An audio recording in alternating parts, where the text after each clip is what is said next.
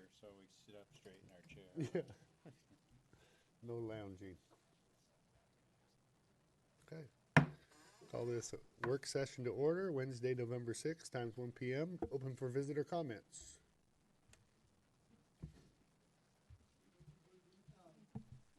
Come on up, Bill. We're going to have you sit in front of the mic and state your name for the record, please.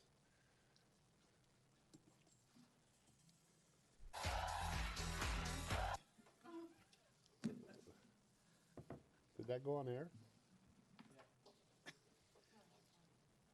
I'm Bill Reese with the Boy Scout Troop 106 out of St. Helens here.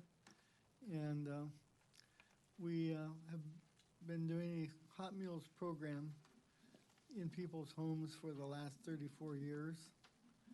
And I thought it was about time that the St. Helens Council learned that our troop was in the area. You may have heard about us before, but we're one of your best service organizations that you have in town. We do probably 10 to 12 service projects a year other than the Hot Meals program.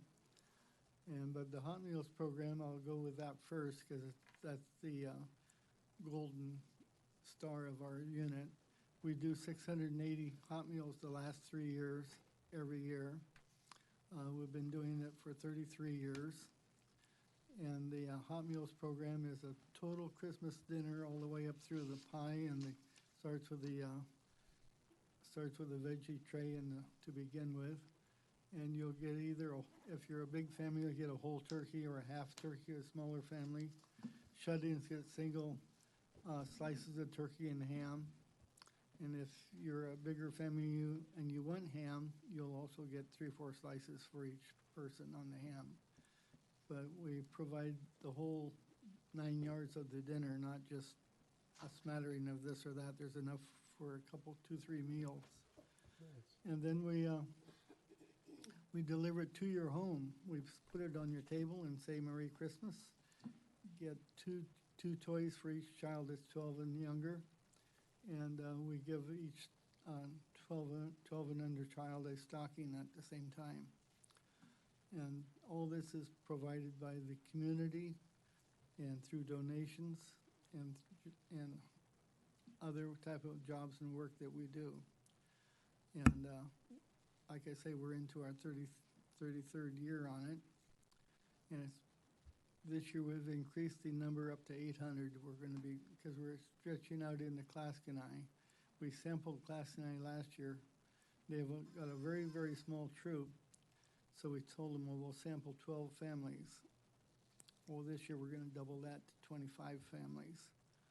And I'm going to meet with the American Legion over there in the first week of December to get them to be drivers for us to deliver. And then we'll do all the cooking here in town and we'll prepare them, and then the drivers will come in, we'll load them up and ship them out. But it takes us from 1 to 4 o'clock every time to serve the 680. So, okay, then the other things that we do in town that you may not know of is that in the last 2 years, we've built 5 wheelchair ramps. And before that, I can't tell you how many we've built because I can't remember all of them. But we also work for the county. We've put roofs on shelters out on Prescott Beach. We've cleaned trails over at the park. Wilkerson Park. Mm-hmm. And so we stay busy doing odd jobs like that. And people call us sometimes just to build a handrail that they've got a problem with. We'll throw up a handrail for them. But we are very active in this type of thing throughout the community. I have some paperwork if any of you are interested in any of the projects that we do, but I'll just read through a few of them for you, give you an idea. We collect Christmas trees for recycle after Christmas, of course. It's a little redundant there, but anyway. couple of years ago, we had a little challenge with the city, and the city was collecting them for free, which hurt us for making any profit out from it. Then the wheelchair lift that we have available, we've had to locate two different people to use it because the last one that we set up to use it, she moved into Idaho here just last week or the week before because she'd fell into her bathtub and was out cold for several hours before somebody found her. And then a week later, with a horse collar on her neck, she'd broken neck, she fell again. And so then the sons came over and took her to Idaho. And so now we had the wheelchair lift still available, so we're moving it to Vernonia. And we'll put it over there. And I'm in contact with one of the fire department employees that will come over here and help me get it loaded up. We'll move it over there. Then one of the other things that we provided for the city that you may have recognized is all the flags along 30. They're being held up by a hole beside the concrete sidewalk. We put those in. We put in 60 along the highway. This has been probably 10 years ago at least.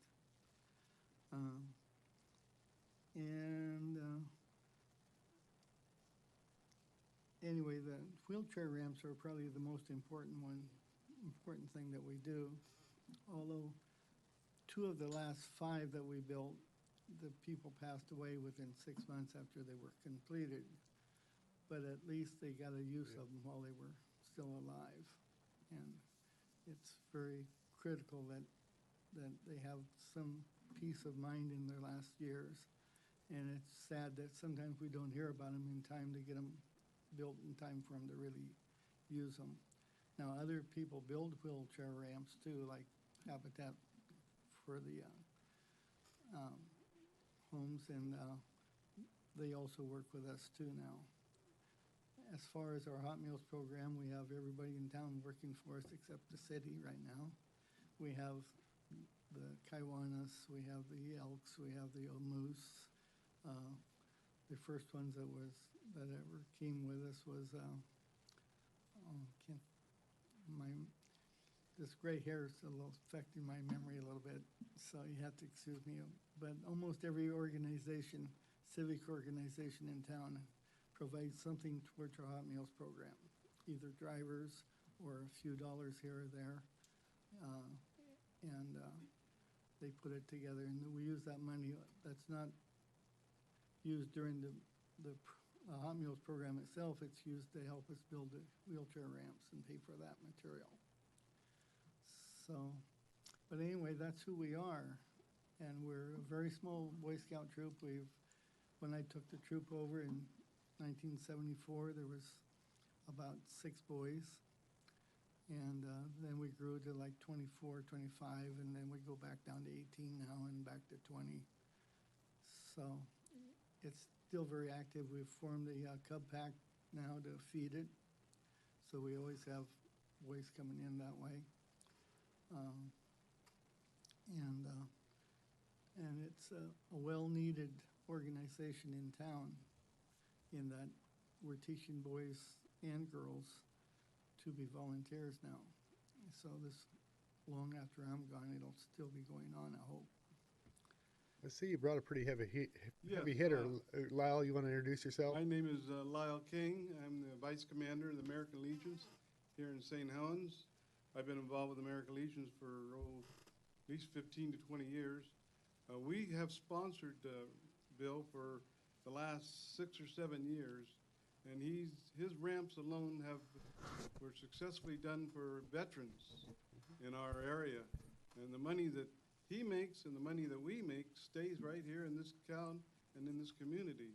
So that's why we are sponsoring them, and we have done it for quite a while now. And I just let you know that the American Legions are the sponsors national-wide for our post. We are represented with him. So I just thought I'd let you know.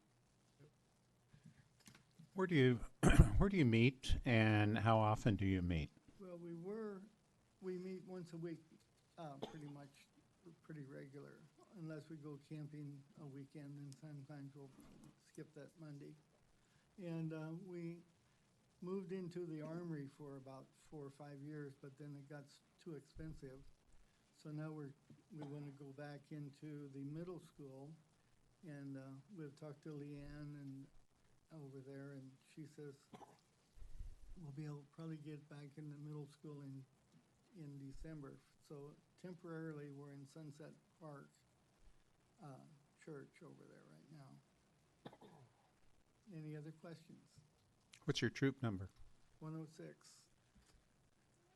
So, and then, you guys are collaborating with the American Legion on building these wheelchair ramps, is that correct? They build them for us. They build them for you? They'll provide a name for us, we'll look at it and decide what it takes, and we'll build it. And on the average, we're looking at a wheelchair ramp cost, because I know, kind of suspect why you guys are here, so I'm wondering what the cost is. Well, of the a ramp is, the cost of ramps vary so drastically, whether it's a 100-foot ramp, like the one we built over on, just off in the end of, that street there by Grace Baptist Church. Anyway, that Ross was, Road? Do you believe that's Ross? and anyway, that was a ramp that was about 75 feet long, and it was about Little 10 spendy, 10 feet high yeah. onto one end, and so we had to bring it down, and it takes, that cost was running around $5,500. But then if you take the one that we built over here just behind Ace about 9 years ago, it was just a matter of 3 sheets of plywood and a couple 4x4s, and who knows what the cost was on that. Sure. Probably just a few dollars. But there's no real good way to average a cost on. I don't think anything costs a few dollars anymore, Bill. Yeah.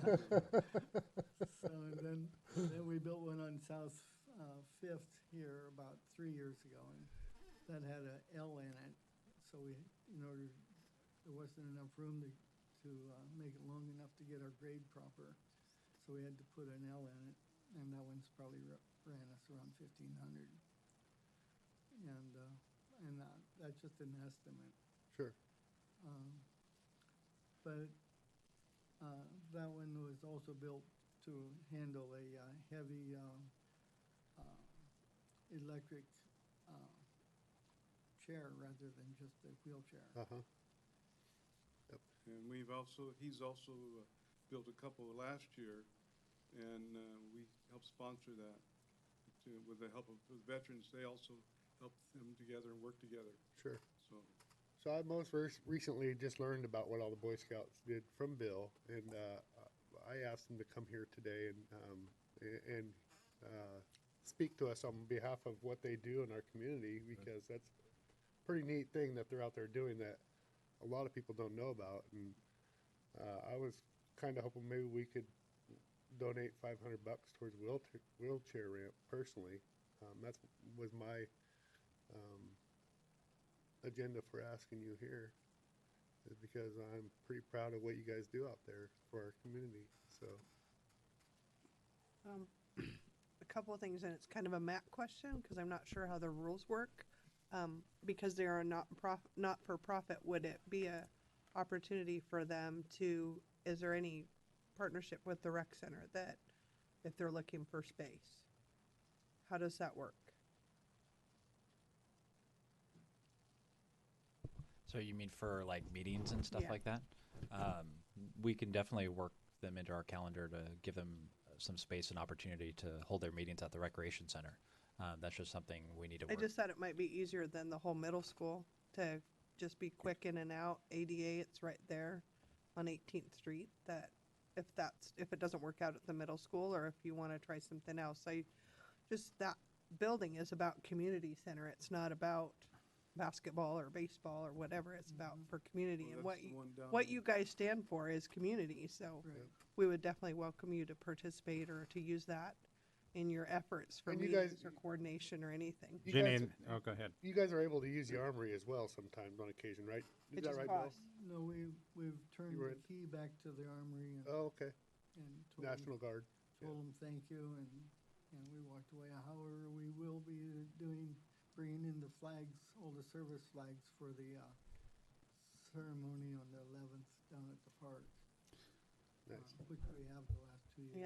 Yeah. Jenny, that's an excellent suggestion, and it'd be really a nice, I couldn't think of anything better than the city stepping forward and finding a place that you can call home. And I think the Recreation Center offers that opportunity. It's an amazing facility, and if you haven't stepped in to take a look at it, take a look at it. Yeah. That's the one down by Cascade Yep. That's correct. going in. That's correct. The other way that I think that we could support them is to make sure that your events are on, that we can promote them or help you, because you guys are doing fundraisers for the dinner, aren't you? Right, we have to. Yeah, so I know that we've done fundraisers here in the building before. We've done like food drives and brought in peanut butter and people have donated what they can, and we do that for the food bank as well, so why wouldn't we do it for you? To try to help you out, but I'm with the mayor on making a donation for the ramps. We Just to be an appreciate ongoing anything partner. We appreciate anything. We'd definitely look at the community center down there, Sure. Yes. Yeah. but we'd need to look at it first before we said yes. we Oh, could. absolutely. We're Just just- pop in. We're just suggesting a place that you could, as long as we get you in the schedule, because we put them well out. Right. All the Ahead of ways we time. can partner with you, Yes. we're just offering, these are ways that might help you. Sure, appreciate that. We just, it's like you said, you don't build a ramp every month. You don't serve the dinner every month, but we want to be your partner 365 days a year, not Yeah, just we today. still have 500 in council.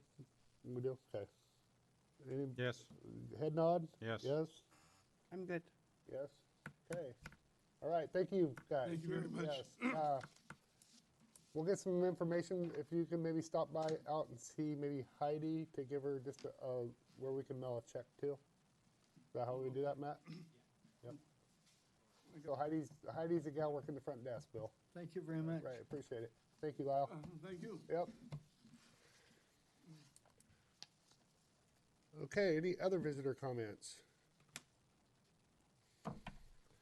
Okay, so I have a length of service award, and I see we have Sharon Dureau here with 10 years of service. She was hired part-time, term limited, lateral rehab program coordinator.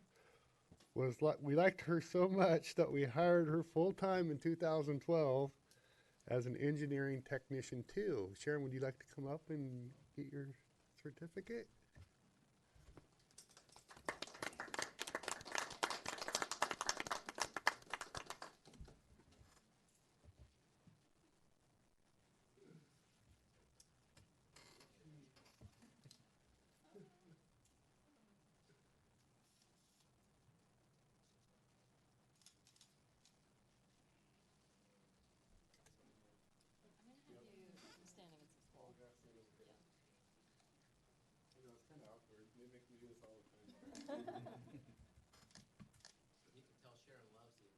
Yeah, perfect. All right, thank you, Sharon. Nice, Sharon. And I wanted to hit her first because she was here, but we also had Matt Molden, came to work for the city as patrol officer in October of 1999. In January 2017, he was promoted to sergeant, and he currently serves the citizens of St. Helens. He has 20 years. Congratulations, Matt Molden. And then we have Jeremy Howell, who I just actually seen eating lunch. He was hired in October 2004. The city welcomed Jeremy Howell as a patrol officer. He works as a detective and as a school resource officer, where he currently serves with 15 years. And then we have 5 years. In October 2014, the city hired Scott Harrington as a Utility 1 worker. Upon successful completion of his 5 years, Scott being moved into Utility 2 worker position. Congratulations, Scott. So, that completes that part of our agenda. Okay, now we're gonna review Millard Road property update. Sue and Jenny.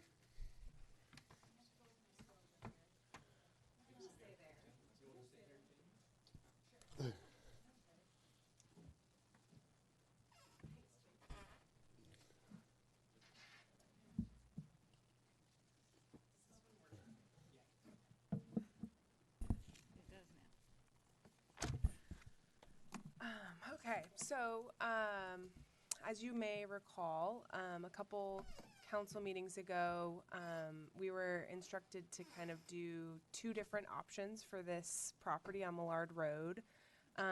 So right now, the first option for a fairly substantial park's shown, and then the next option, Kathy, if you wouldn't mind scrolling down, just uses basically a third of the property.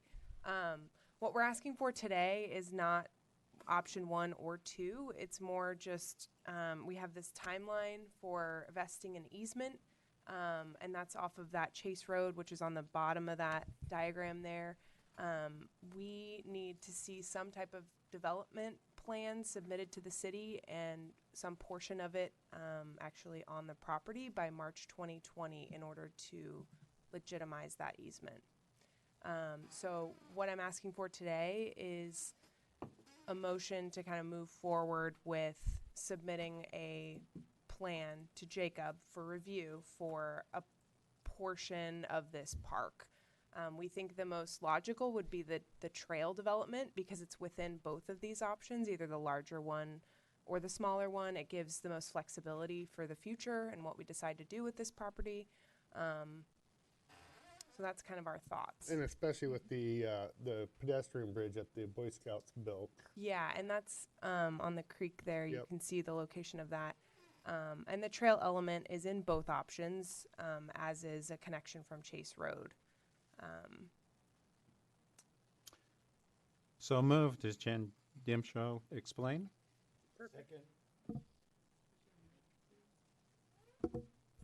Second. Okay, well, I think we just need a head nod, but motion's been made and seconded to move forward. All in favor?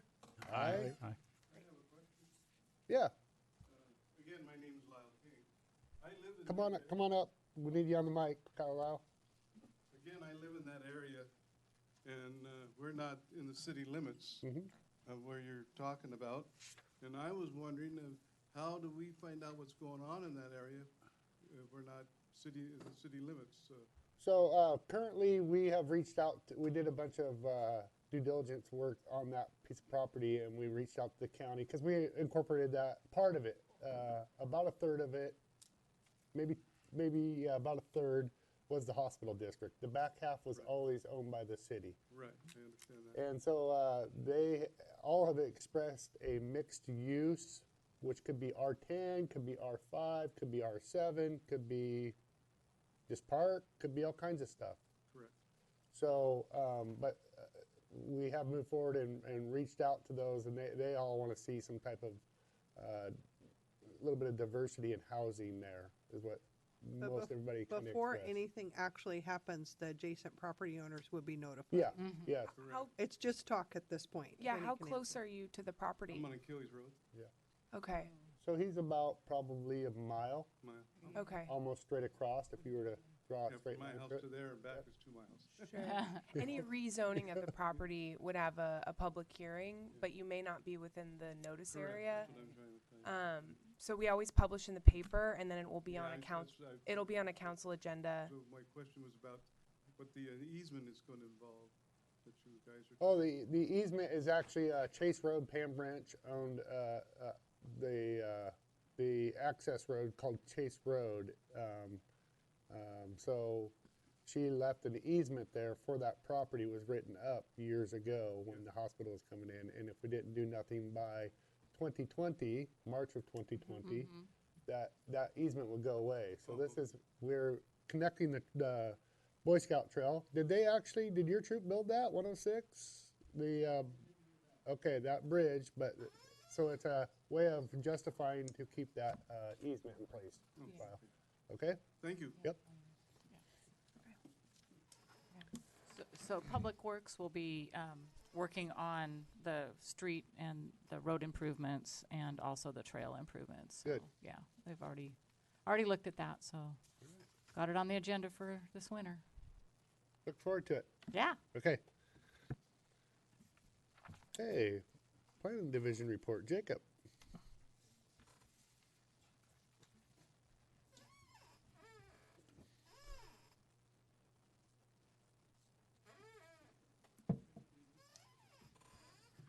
Kathy, did you need a vote tally on that? Okay.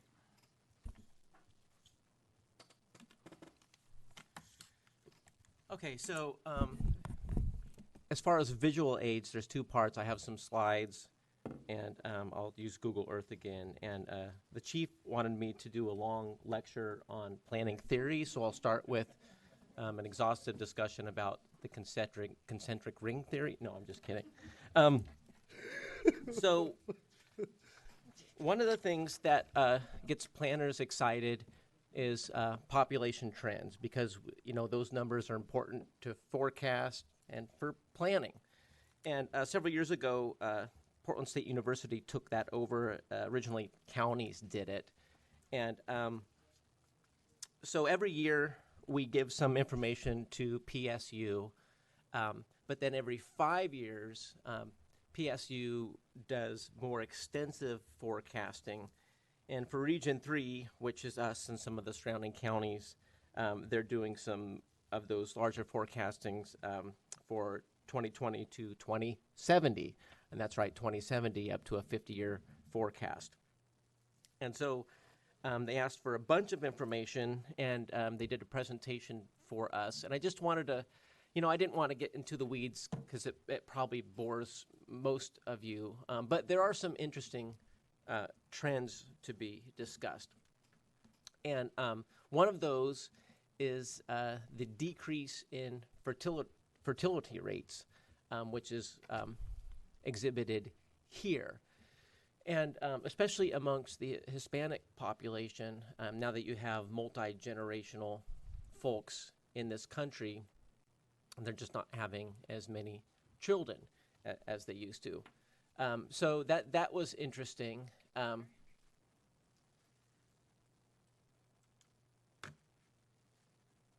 don't know if this mouse works. There it goes. Something. That was Kathy. Yeah, And so that's Kathy. partly reflected in this graph. And the main thing is in upcoming years, we're going to see growth or population trends affected more by in-migration as opposed to natural increase. So we're just having less babies, and it's more about migration. And that is more of a challenge for demographers to forecast because it's more volatile. And it's also a reflection of our demographics, and not just Columbia County, but industrialized nations of an aging population. And one of the things, and it's interesting that they talked about wheelchair ramps. One of the things that we've talked about a little bit is wheelchair ramps coming in for building permits. And I'm going to take a sidetrack in here, and so normally when we're, every day is triage. And, well, we got all this stuff going on, and, what do we work on first? And usually it's what comes in first. But every once in a while, we'll get a type of permit that automatically goes to the top. And we've had a couple of these recently for wheelchair ramps. The person is in the hospital, and they're coming home in a wheelchair. So when we're aware of that, building permit goes to the top of the list. And we're seeing some of those. So next slide. These are just some of the numbers, the growth numbers. It's interesting, if you look to the far right two columns and you look at Scappoose and St. Helens and the growth rates between 2000 and 2010, Scappoose was almost 3%, St. Helens was 2.5%. And what I thought was actually surprising is between 2010 and 18, how much lower the growth rates were.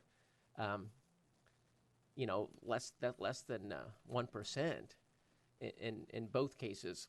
and the surprising thing is, given how busy it was, it'll be interesting to see once we have 2010, 2020, how much, the end of this decade changes that. And of course, 2010, a lot of that was, economic stuff, recovering from the recession. So that may be reflected in that. Well, with the census, we should have a pretty accurate reading on this, right? I mean, it should be. Yeah, the census helps too. Yeah. Certainly. And then next slide is just share.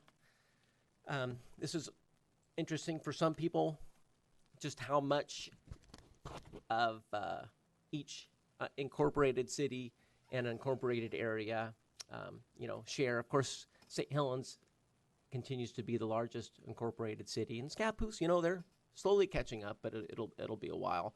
So I thought these visuals are just something to kind of chew on. The next slide, so that's the population stuff. Speaking of development, we've had a couple of large apartment complexes, and it's been, 20 years, maybe more, since we've had developments like this in town. And for all I know, it could be another 10, 20 years before we'll see another one. So I figured, well, maybe the council wants to see some of these plans, just for your own curiosity. So this is the one behind Legacy at the old Violetsville Mobile Home Park. And you can see it's surrounded by 3 streets, a lot of buildings. The buildings, there is some variety, but they're fairly identical. A lot of interconnectivity, driveways, and then there are recreation areas at the bottom right-hand corner. And then if we go to the next one, we'll see the site plan for the recently approved complex along Gable Road. And you see that hatched pattern to the right? Those are the wetlands that are going to be preserved. And luckily, the Army Corps of Engineers was the bad guy. We didn't have to. The wetlands that the city cared about were within the ones that the federal government wanted to keep. It's not very fun being the bad guy for wetlands. But there's even more wetlands on the property that they'll have mitigated. The difference in this one is there's 3 distinct types of buildings. At the top is your more conventional 3-story apartment block buildings. Along Gable Road on the left side, those are townhouse type structures. And then that L-shaped building is intended as senior housing, and that's kind of block type too. But the design, there's a lot of creativity in this, and it's good to see that kind of thing. They haven't applied for their development permits yet, but we'll see if those come in. Sure. And what is the how many units is that? Oh yeah, good question. So the previous one was 204, if I remember right, and this one's 238. Okay. So this one's larger. Yep. And I realized at my last presentation, this was a huge part of July and August, and I didn't even talk about it last time. So I figured, well, I should at least show you it. Yeah, this a lot of work went into this. But the senior living piece is like a big chunk of that development, because senior living is going to fit in a smaller space. You said the total unit count was like 300?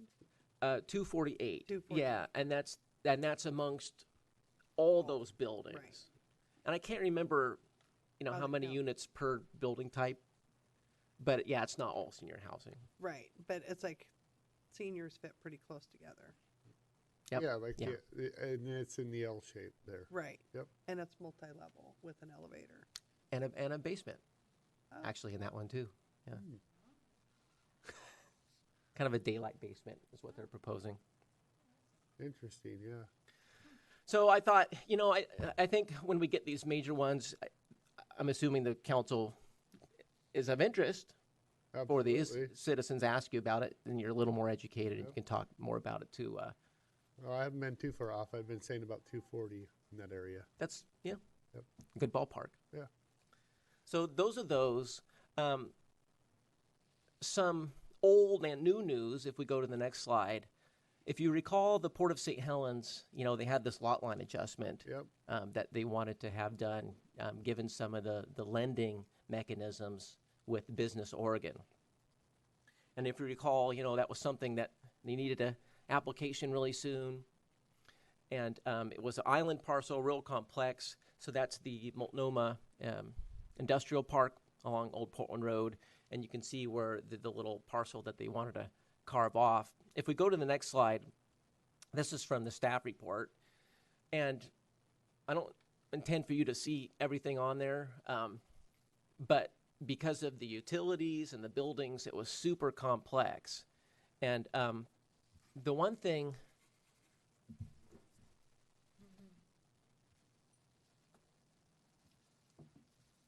I like to have a pointer. So just so you know, the original proposal that was on the board when they came to you, I think in June, was this blue line here. And if you recall, I expressed my concern about that one, and that's because it, Cut it off. it had no rhyme or reason to the development patterns. And that's why I was very resistant to it. And I kind of pushed that, and I said, well, you need a variance. And finally, at the end, they did amend it close to this red line, but we still, needed easements and stuff like that.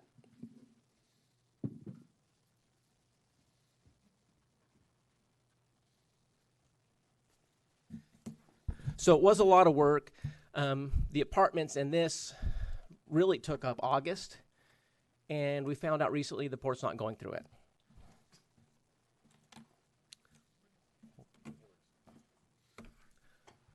And I think that's the last slide. So if we can go to Google Earth. It was pretty urgent.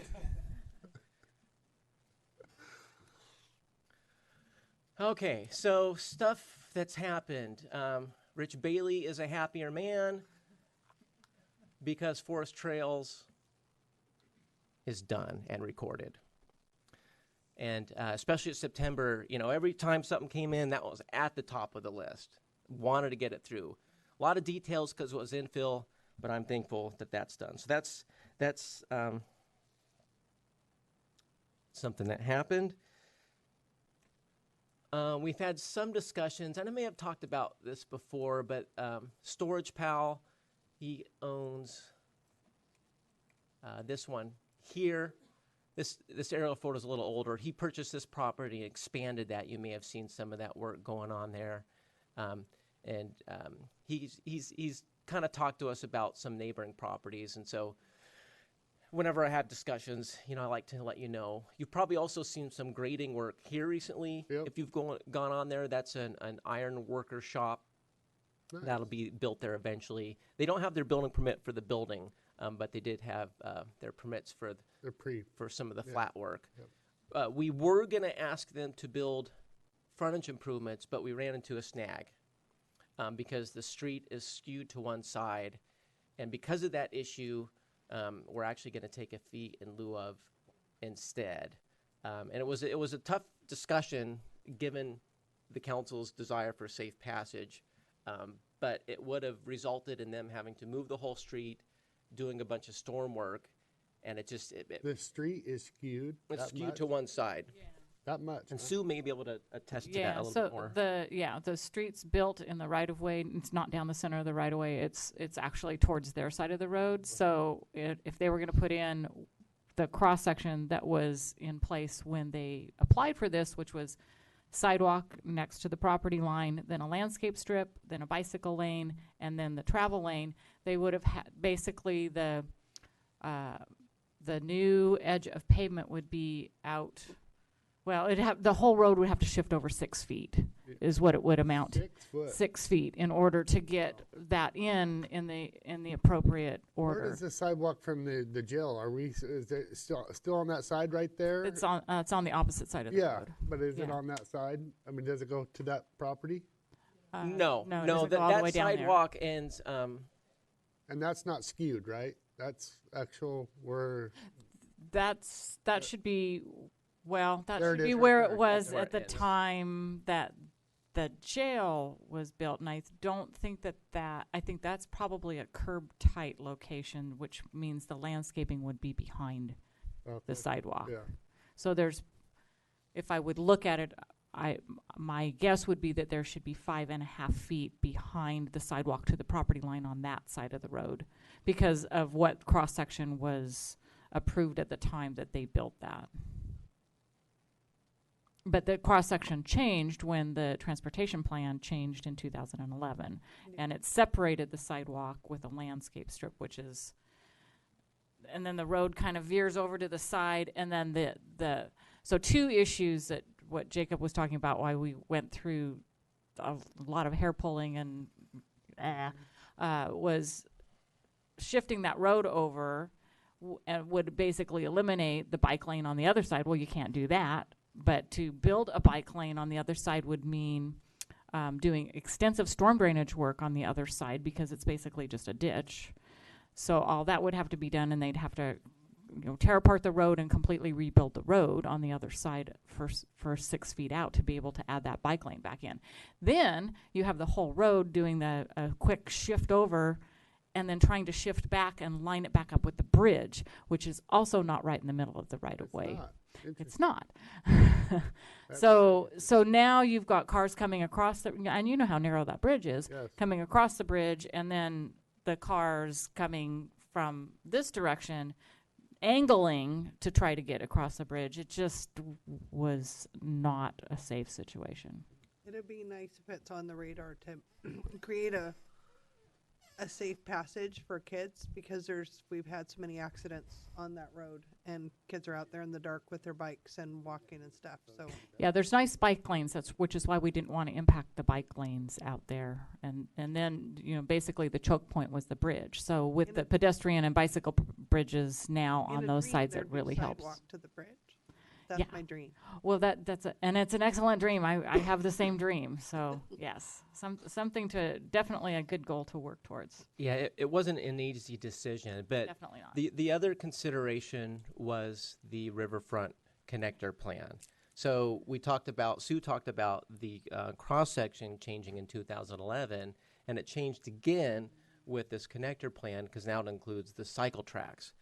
And this property, the application was taken in before that was adopted, and we can't impose rules that come into effect after we receive an application. And so if they built it, would have been to the old standard.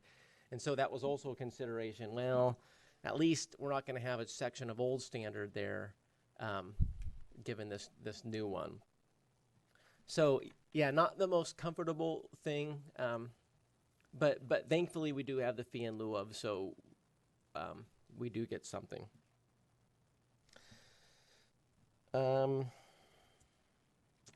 Both the associate planner, Jim Shaw, and I worked on the city police station analysis, which you're all familiar with.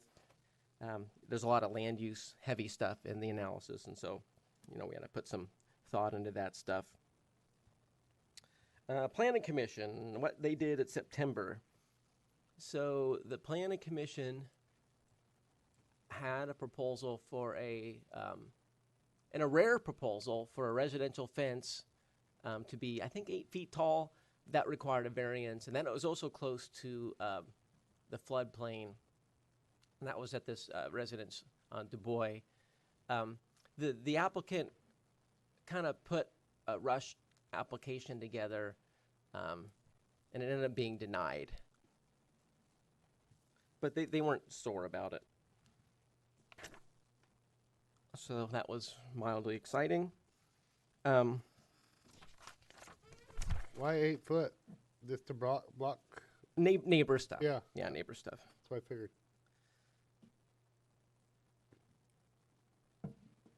So now I'm going to go to October stuff. We had a pre-application meeting, and as I noted before, pre-application meetings are meetings we have before someone submits an application, just to help them understand the issues. And in this case, it's a property.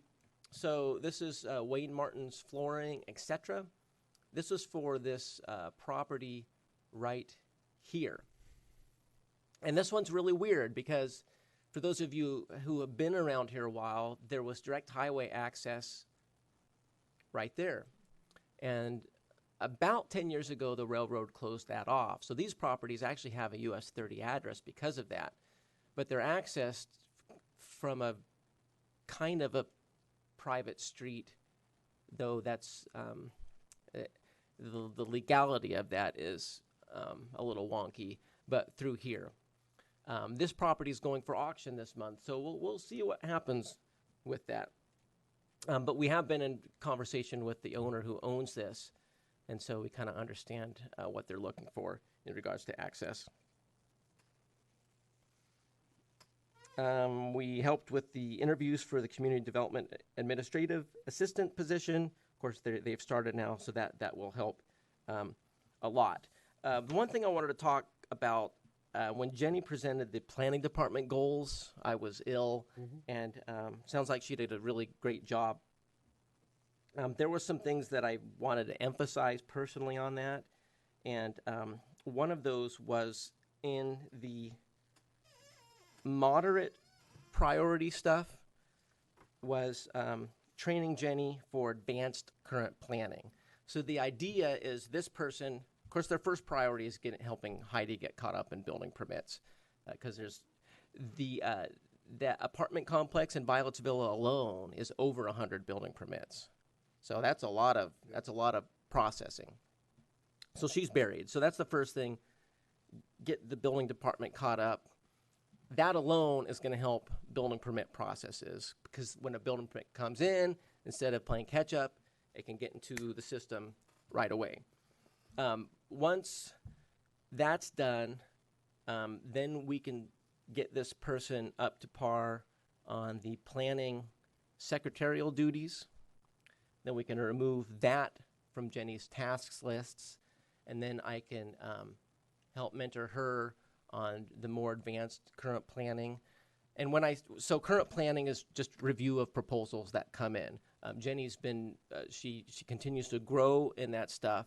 But when large apartment complexes come in, I kind of handle that because I just have a lot more experience with it. And I want to be able to start giving her more complex stuff. But I want to have time to help her through it. And so the intent is to help her with that, even the current planning load, which will help with permit processing speeds. So that was something that I would have liked to talk about before, but didn't have opportunity to do so. Last time I gave my report, we talked about the hemp storage and drying facility along Milton Way. And odor possibilities were mentioned by the council, and sure enough, we did get some concerns from some adjacent property owners about the intense smell, headaches from the workers and stuff like that. I did reach out to those folks and told them, okay, well, we really need a conditional use permit to address the smell, and they have a storage component and a drying component, and they said if the odor issue continued to be an issue and couldn't be resolved, they could just focus on the storage. And they were really respectful and not combative, so hopefully we can minimize any impacts to the industrial neighbors there. I'm just curious on that one, how that goes about. I'm curious to see how this goes out statewide, because when I drove over to Bend 3 times in the last 2 months, there are a lot of fields, and you're just driving, and all of a sudden, whoa, there it is. And you look to the left, oh, that's field, okay. And then you go get a mile of the smell, go another mile, and you start to smell it again. You look to the right, hey, there's another field. I don't know if anybody else noticed all the fields over that way on their drive. It's out on Selby Island too. Yeah. And out on the dike too. And out on the dike, yes. Yeah, So I'm just curious of what kind of bearing that's going to hold statewide too, and who's going to win, who's not going to win, and how that's going to go, because that is like a whole different can of worms. Because I mean, from cows to, you ever smelt the dairy farm? not very good. Right. The only That's all. thing is in agriculture, you're used to that, and there's a little more wind. the issue with where this was is there were people working directly adjacent. I think when you come up over the mountain to Tillamook and you come just to a Oh, certain yeah. level, Oh, it's bad. it's a long ways away from any agriculture, Right. but you smell Tillamook. Oh, yeah. Yeah, it's interesting, and you know, there's a difference between rural planning and urban planning. Of course, urban, everybody's a lot tighter. Those Yeah. offsite impacts, Yeah. you know, should be mitigated. If you were, let's say I'm a planner for a county, and someone wanted to build a non-farm dwelling on farmland, one of the requirements is to sign something that says you will not complain about farm and forestry practices, because the primary use is farm. You don't want residences to go in there and say, hey, this smells bad, and conflict with the farm use. Of course, in the city, it's different. Anyway, so that was that. I want to come back to this smell business. Sure. Obviously, the smell is chemistry, and we're getting a lot of flack about some of the funny chemistries that are coming up in vaping, and some of the vaping is coming from the oils and so on of this group of plants. Are we going to catch shit in the you-know-what for it's a health problem of narcotics production facility? Now, the facility is obviously plants affecting the health, because we're, as I say, in fact, it just came out the number of new people who were diagnosed with vaping problems that came from this group of plants. That Yeah. was in Oregon.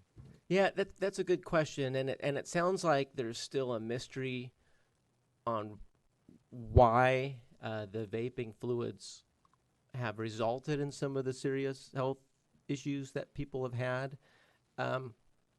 I don't know if the raw plant collapses lungs. The raw Like plant it is? good. I will actually watch a news article, news channel, I think 8, if you want to watch it, comes from Topaz. It talks about they actually do test all the oils. It's thereafter the cartridge and the filling of cartridges that do not get tested.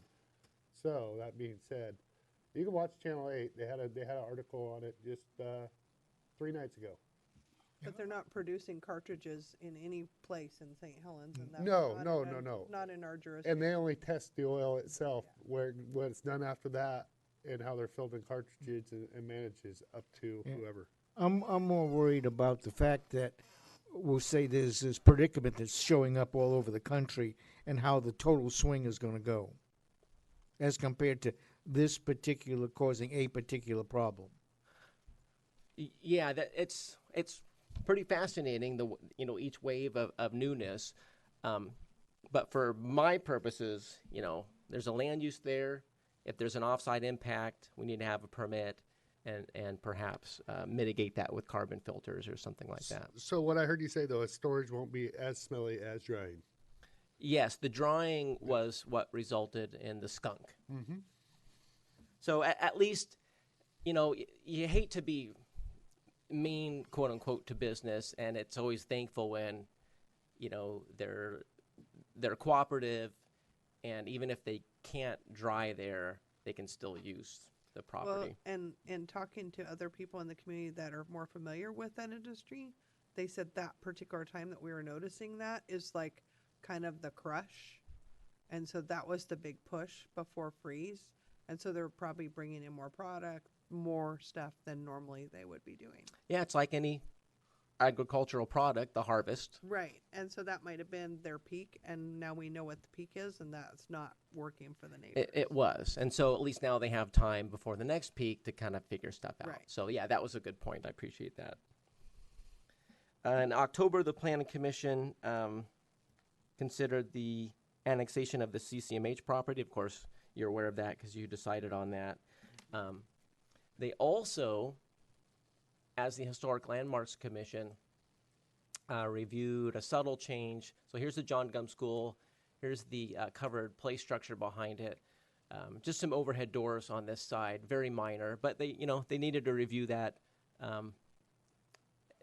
given its consistency with our architectural standards. No problem there. Wetland delineation on our property. That is moving. We met with the Army Corps of Engineers, looked at all the wetlands. And so now we know what the Army Corps needs, as well as the Oregon Division of State Lands needs some updates to the maps to continue that effort.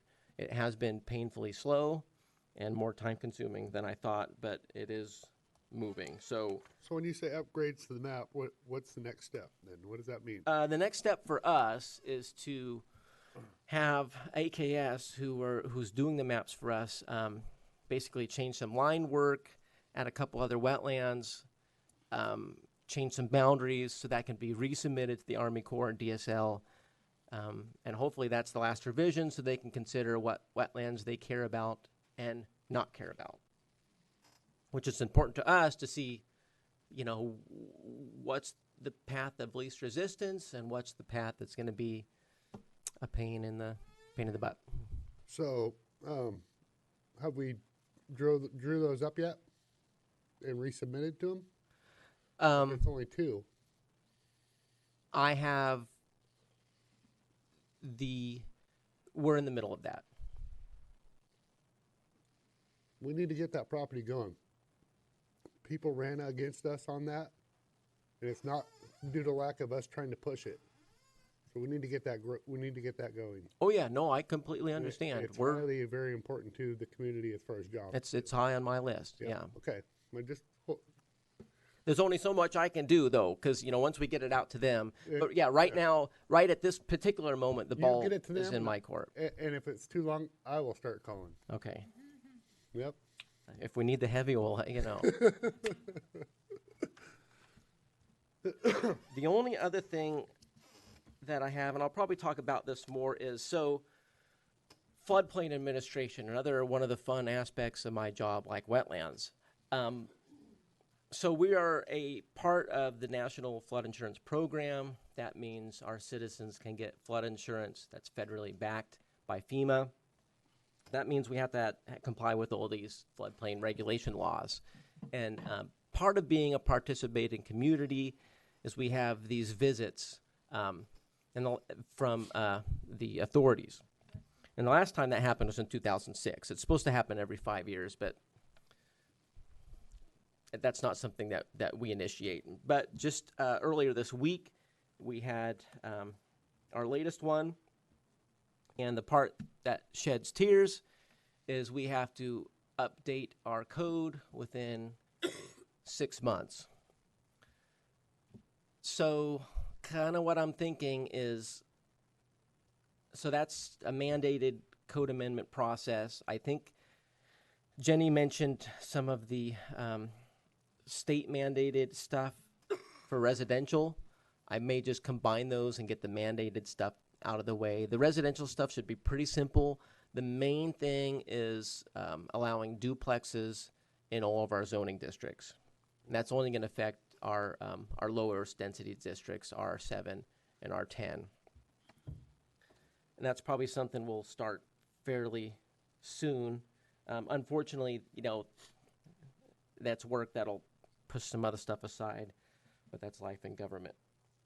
And I think that's all I have for you today, unless you have any questions about what you see going Do around you think town. that'll be trendy? The duplex, people trying to push that, and as far as developments and our. I don't know. We haven't, given the latest boom, Yeah. we haven't seen a lot of new duplexes. Yeah. There seems to be more interest in the attached single-family dwelling product, because you can still build a building that looks like a duplex, Yep. but sell each unit, and that there seems to be more interest in those. Yeah. But we'll see. So the ADU is actually, you can sell that ADU? No. Okay, I didn't think so. Well, generally, no.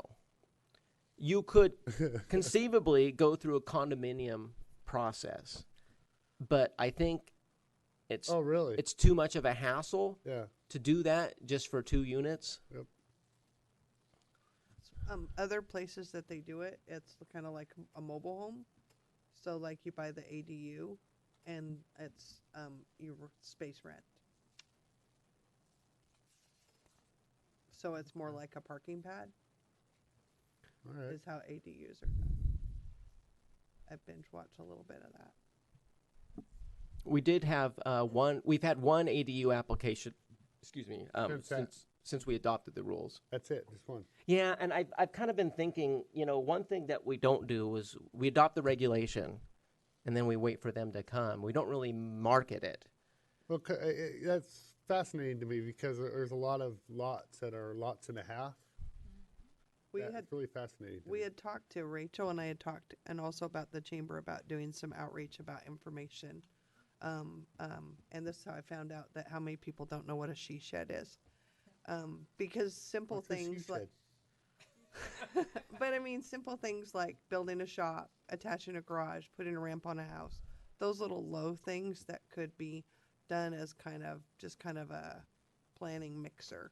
And we could answer the basic accessory dwelling unit questions and maybe just get information out there to the public and be more business friendly, how people can maximize the lots they already own.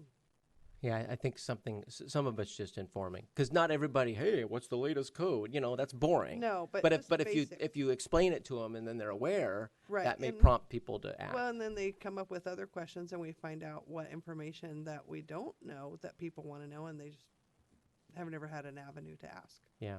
And bring the questions back to staff, of course. Kind of have a little bit of a theory on the California effect coming to Oregon, especially as of most recently, that we're going to get infiltrated more than ever with the shutoffs of power, just with a click of a switch. Climate refugees. Yes, and people that didn't get burnt are going to have their houses on the market. Probably not right now, but in a year from now, I think we're going to get, maybe about 9 months from now, we're going to get infiltrated, is what I believe. May, June, people moving up here with kids. Can you imagine all of a sudden you're wanting to watch the NBA playoff or Major League Baseball playoffs and your power gets shut off? And it was just a flick of a switch? Third world country action Ooh, that would upset me. And so we got people moving here from California, people moving here from Vegas.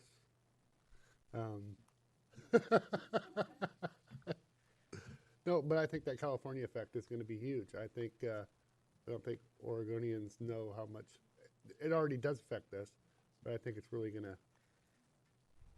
And you look at how many people live close to coastlines and increased flooding. I think the climate refugee thing is a real phenomenon. Yeah. And we're, most of this city is not close to the river. It is elevated. Yep. And we have a lot of water capacity, and that's going to do. be a huge asset We for do. this city into the future. We have huge water. I don't think we should I don't think we should deny that asset that we have, is that water Be capacity. You know what? For the planning. I brought it up at the city county dinner, just so you know, that we have abundant amounts of water. So It's not something to brag about. it's not something yeah. we're holding secret, that's for sure. So Thank you. Very good report, yeah, Jacob. yes. Yep, no problem. Very good. Okay. We're gonna review request proposal for IT services. Matt. So I talked about this last month to let you know that it was coming. This is another RFP for new IT services. We've continued to have some issues with our current contractor and have told them that we're going to go out for an RFP and look for another company. One of the biggest changes that's in this RFP, and it's on the first page in the second paragraph where it talks about the two main things that we're looking for. The first thing being a complete system-wide diagnosis and rebuild of our entire system and network across the entire city and all of our facilities. We have a lot of separate facilities that are acting kind of on their own island, a lot of separate facilities that have operating systems that are very old. So part of this IT process is to look for a company that can come in and have the knowledge and experience to help rebuild and update the IT facilities to a much better standard than what we have today. And that will continue to provide as well the 24/7 support in addition to our current IT specialist that is here during regular business office hours. This is open up the ability to redo everything as compared to try to update the patchwork quilt. Correct. We've done the patchwork for the last few years, at least that I've been here, and it's, in my opinion, it's a Band-Aid on top of a Band-Aid on top of another Band-Aid. And I'm tired of putting Band-Aids on. And every time we put a Band-Aid on, it seems to break something else. Yeah. So it's a basically redesign. Yeah. Okay, Any questions? still you. Let's talk about PERS. Okay. So I'll give you just a little brief background if you didn't have a chance to read the information in the packet. Senate Bill 1049 that recently passed created a employer incentive fund. We love acronyms, so it's called the EIF. And the state legislature is willing to put up and set aside $100 million for jurisdictions to do a 25% match on organizations that decide to pay ahead, so to speak, their unfunded liability for PERS. So this is done by basically setting up a side account for PERS. Some organizations already have them. The St. Helens does not currently have one. And the point of the side account is basically to pay ahead a little bit so that it affects your rates in the near and future long term for as far as what PERS rates will increase every 2 years, every biennium. So if you put more money in your side account, you pay down that unfunded liability, your PERS rates don't go up as much, in a nutshell. So I will point you toward the second page where I just showed a brief summary. And there are a lot of rules and stipulations to this option, but it is definitely something that John and I felt that needs to be a council decision. So there is a minimum contribution amount of $25,000. There is a maximum contribution amount of $2.8 million roughly. The one caveat of the city of St. Helens doing this is that to set up this side account, we have to pay a transition fee, charge, whatever you want to call it. And that fee is about $781,000. So whether you contribute $25,000 or whether you contribute $2.8 million, which is the maximum, we still have to pay that $781,000. If you decide to put anything into this and create this side account, your PERS rates over the next 10 years will be lower than what they normally would. So in my little chart and graph, you see basically what the projected contributions would be if we did nothing. The $25,000 minimum. If you put in the $25,000 minimum, it obviously isn't worth it. If you look to the far left or the far right, you see a negative $762,000. Obviously, that doesn't make financial sense. So the next line is as close as I could get to the break-even point using whole numbers. And then the bottom amount is the maximum contribution amount, and then the net savings at the end at $1.3 million. So the break even would be still 1.8 mil. Is that right? Correct. Yeah, it's that 1.1 plus the transition fee of the 781. So a few contributing factors that John and I talked about for a number of times is that this is obviously cash out of the city that we currently have. And I think John and I both have the same feeling. I'm sure he can speak to this as well. We have a number of projects on the horizon that may require some cash, whether that be the waterfront development, whether that be a police station, whether that be upgrades to any of our facilities or anything that you decide to work with in the future. This is money that you will not have. I'm going to agree with both of you that with the 1.3 million savings till 3037, correct? Correct. Man, we could and that's a contribution of 3 million. 3 million. 3.6. 3.6. That if you were to invest that, you could probably almost get that out in return in some way, shape, or form in future development of the city. Yeah. So the other specifically the industrial park. Correct. What's the ability for them to change the rules in 2 years? The state said some strange habits of changing rules that we thought were forever. Well, and this will be a forever moving target for the Oregon legislature. So it's the Oregon legislature that created the PERS system. They created the Tier 1, the Tier 2, the OPSRP, all the rules. It's the PERS board that sets the assumed interest rate of, or assumed rate of return, so to speak. And all of those variables and fluctuations point toward that moving target of that 27 billion unfunded liability. And if you have a really good year, sometimes it goes down to 23, 25. If you have a bad year, it jumps up to 32. So it's always a moving target. And It's not a warm and realistically- fuzzy thing then. correct. There's no easy answer, and it's not going to be answered anytime soon. Definitely not within my employment status of being a public employee, for I'm sure. just curious of what it would, I mean, if we, say we built a police station for $3.5 million and the interest paid on that, to pay it off by 37, would that be about the same as that right there? Well, Are police the station is going to savings- cost you more than $3 million. Yes. But Hey, I'm just saying hypothetically. Come on, give me a break. yeah, taking, let's say you took $3 million and, well, we have the side accounts, side investments that we do as a city. And in the past, sometimes it's very good and we can beat the pool account that we have the majority of our money in. Recently, the last year or so, it's actually been a little bit less than what the pool is. So outside investments, unless you want to tie money up for 5 or 7 years, then you can get 3 or 4% interest on loans. But if we're looking at a 1 to 2 year range, which is normally what we look at for our side investments, you're looking at 1.5, 1.6, and we get 1.92% in the pool. So, Yep.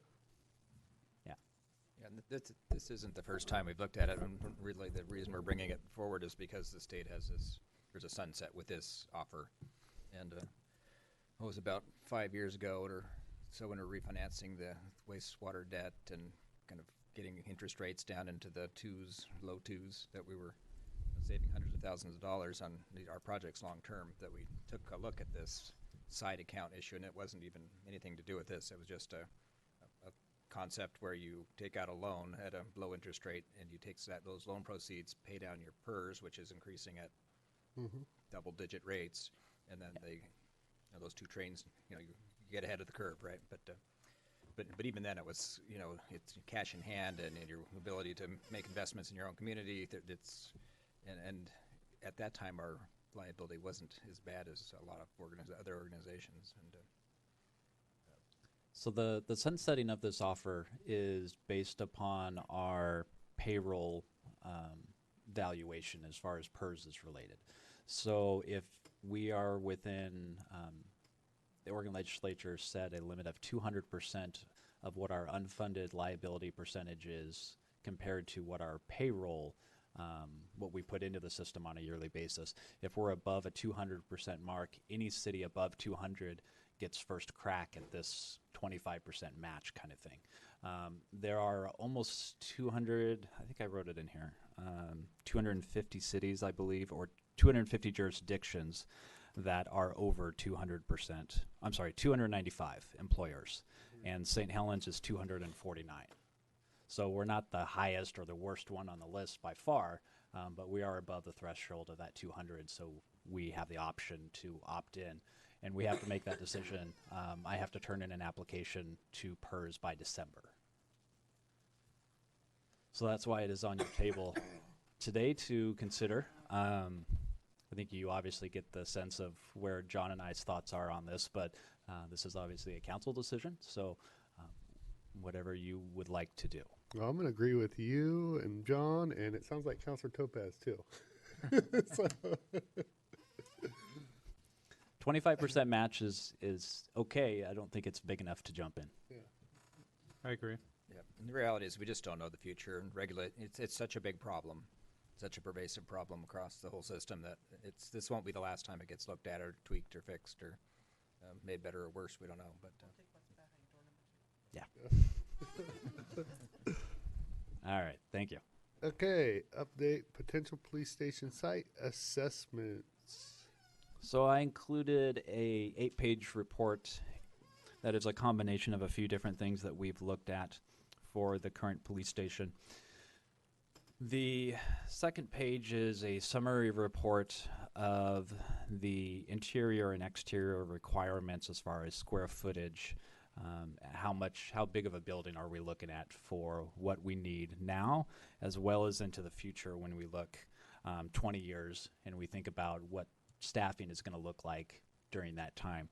So the idea and vision is to build a station that is going to be long-term, and that's going to be big enough that we can grow into over the years, so we're not coming back in year 5 or 7 and saying, hey, we ran out of space.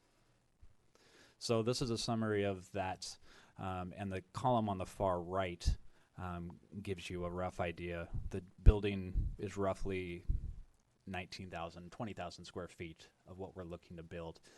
And all the sites that we compared, it's likely going to be a 2-story building, and most likely with police all on the top floor, second floor, and then courts and evidence room on the first floor, to give you a general idea.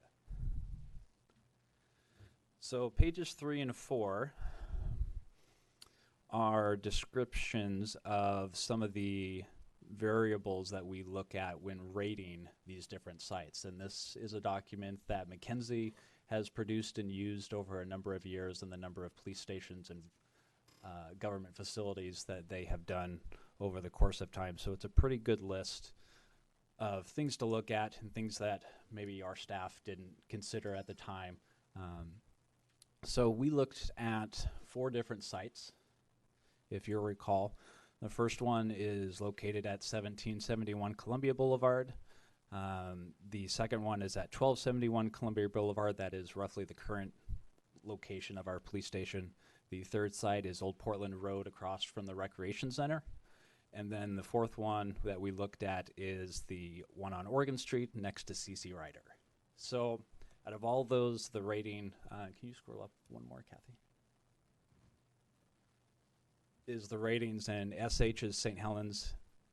Now, so that was our staff, and then McKenzie and their ratings when looking and discussing all of these variables. Site number 1 is kind of a clear winner, so to speak, among both of our groups. So that is the property at the North Holton district. And if, Kathy, can you scroll down to the next page? This is just an overview picture of the parcels for that property. And essentially, we're looking at taking over that entire city block for a police station and moving municipal court over to that area as well. So what we're looking for here is we're at the point in the feasibility study where McKenzie would like to do some additional architecture work as far as planning and just kind of building out the floor plan of what it's going to look like on a specific site. And we would like to focus our efforts on this property and come back to you at a future meeting with a more developed and in-depth plan for this site and what it could look like.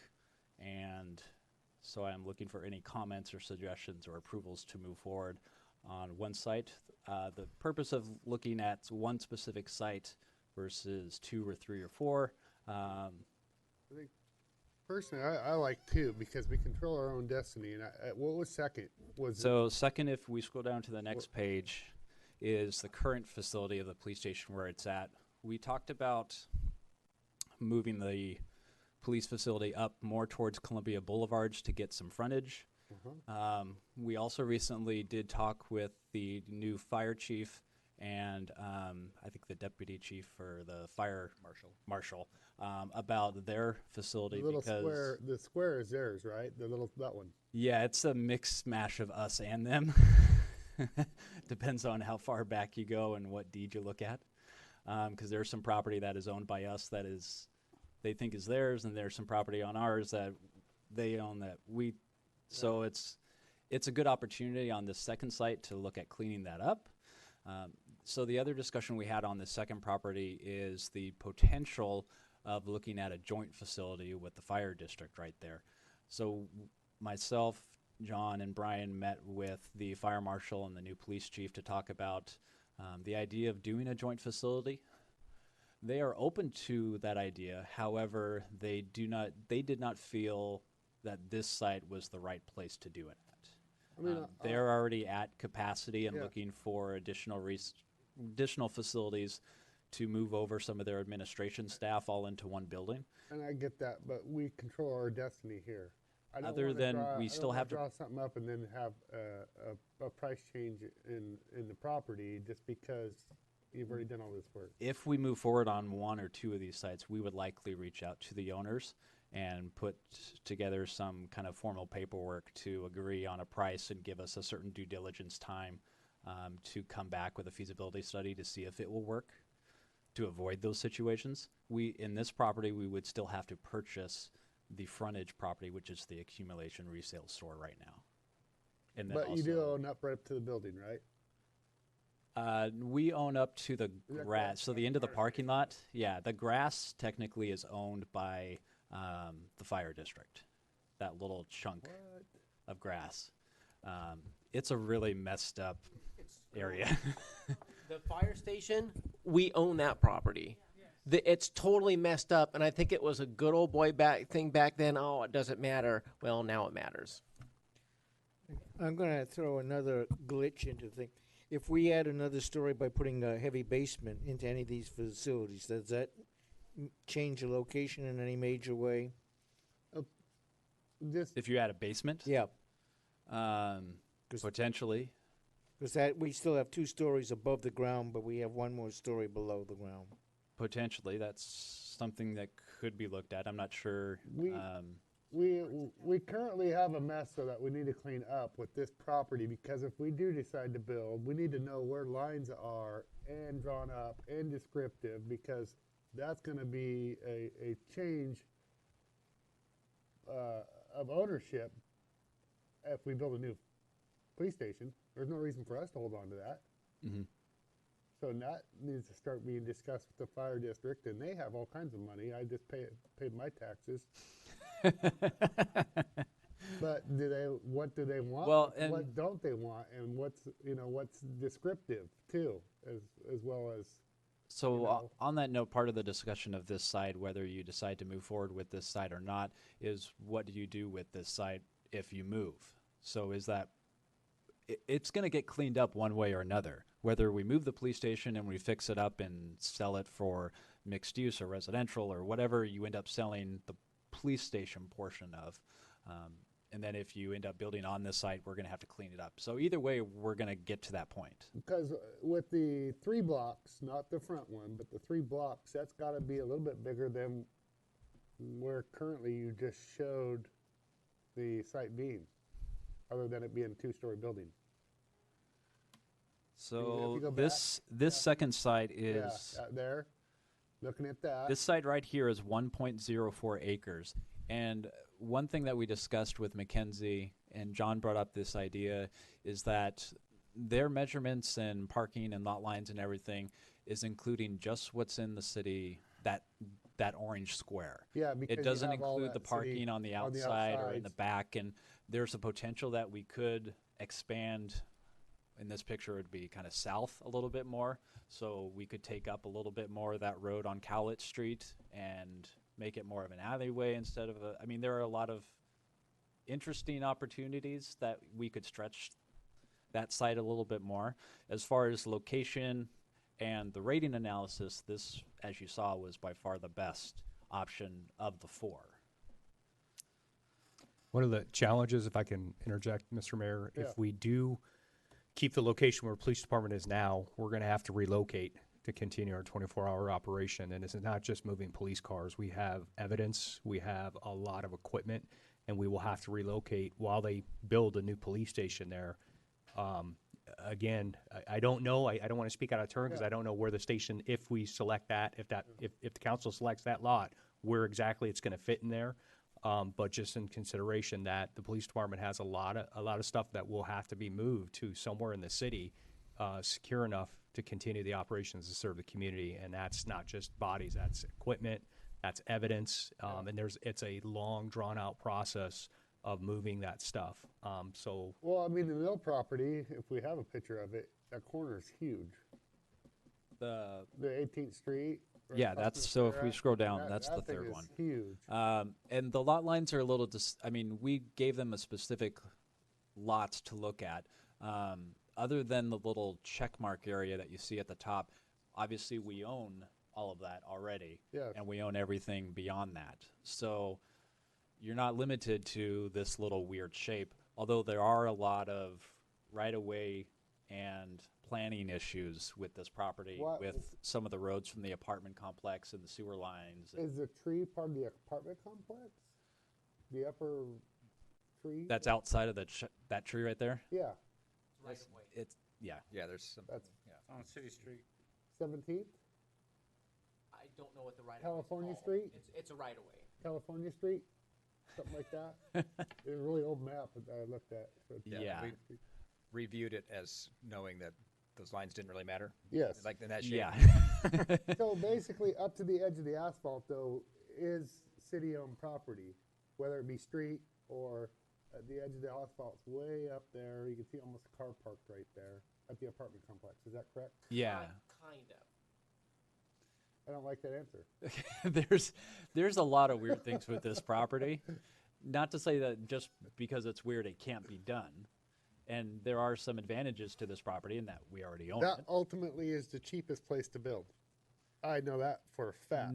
Potentially you have some wetland and floodplain things that we have to take into consideration on There that ain't no property. wetlands there.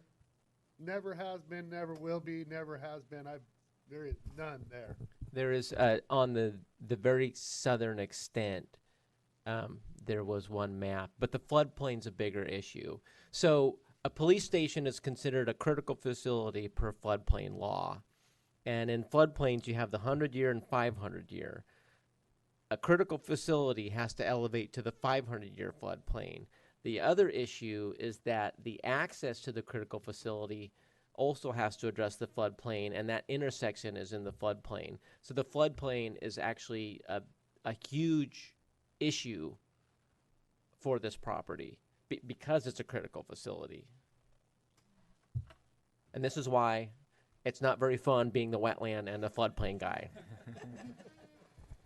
I have not a good never day to in be my Jacob. life even heard a story of that ever coming out of its banks over the road.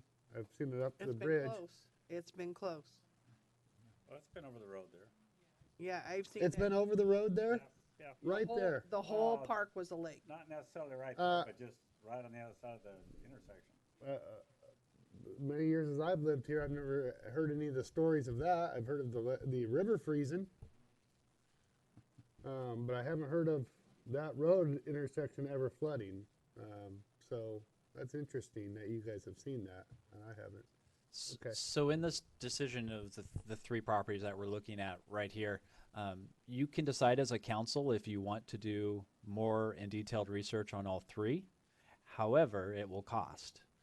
We have a certain dollar amount in a project cost idea, and that involves looking at 3 or 4 or 5 different sites and then zoning in on one, maybe 2, to do a more detailed analysis I'm of that sorry if I specific missed this property. section. Who did the scoring? Mackenzie and myself, John Walsh, and Brian Greenway for the St. Helens staff. Okay, here's the scary question. At what point, or is there a plan to ask the community where they might want this to happen? That would be at the next step when we actually have a more defined plan, is going out to the community to get their feedback of what do you think about this location? What do you like about it? What do you not like about it? Because there will be a definite community aspect as far as getting buy-in from the community, because it is likely you will have to go for a bond. This is a giant price tag, and given how things went for the CT Rider, I think that conversation and that PR work needs to happen sooner than later. I would rather you look at a few police stations or collaborative police stations, courthouses, because that would be like our municipal court, and get a few ideas and the size of that, and then we find out what you want, what you need, maybe 2 of those, and not do it on a site, but just the building itself, and then we find the site for it. Well, that's part of actually the first page that you saw, which was that space analysis as far as how many offices we think we need. How many officers do we have now versus how many we think we may have in 20 years. And so we have 50.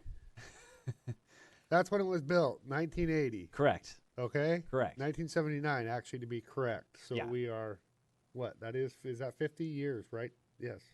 Correct. So So part that's of what we that need to know. part of that analysis is looking at right now versus the next 20 years and where we're going to be. 50. 40 years. So Part of the approach to the scoring criteria was that, we looked at it, had set a budget, tried to work with some different sites. McKenzie that designs these police stations all over the place, use their scoring criteria internally with their professional input. We did have the discussion of, what's the appropriate, is it a consultant's job to tell you where it should be? Is it the staff's? Is it the council's? Is it the community's? Right? And there's, that's an additional level of work at each step.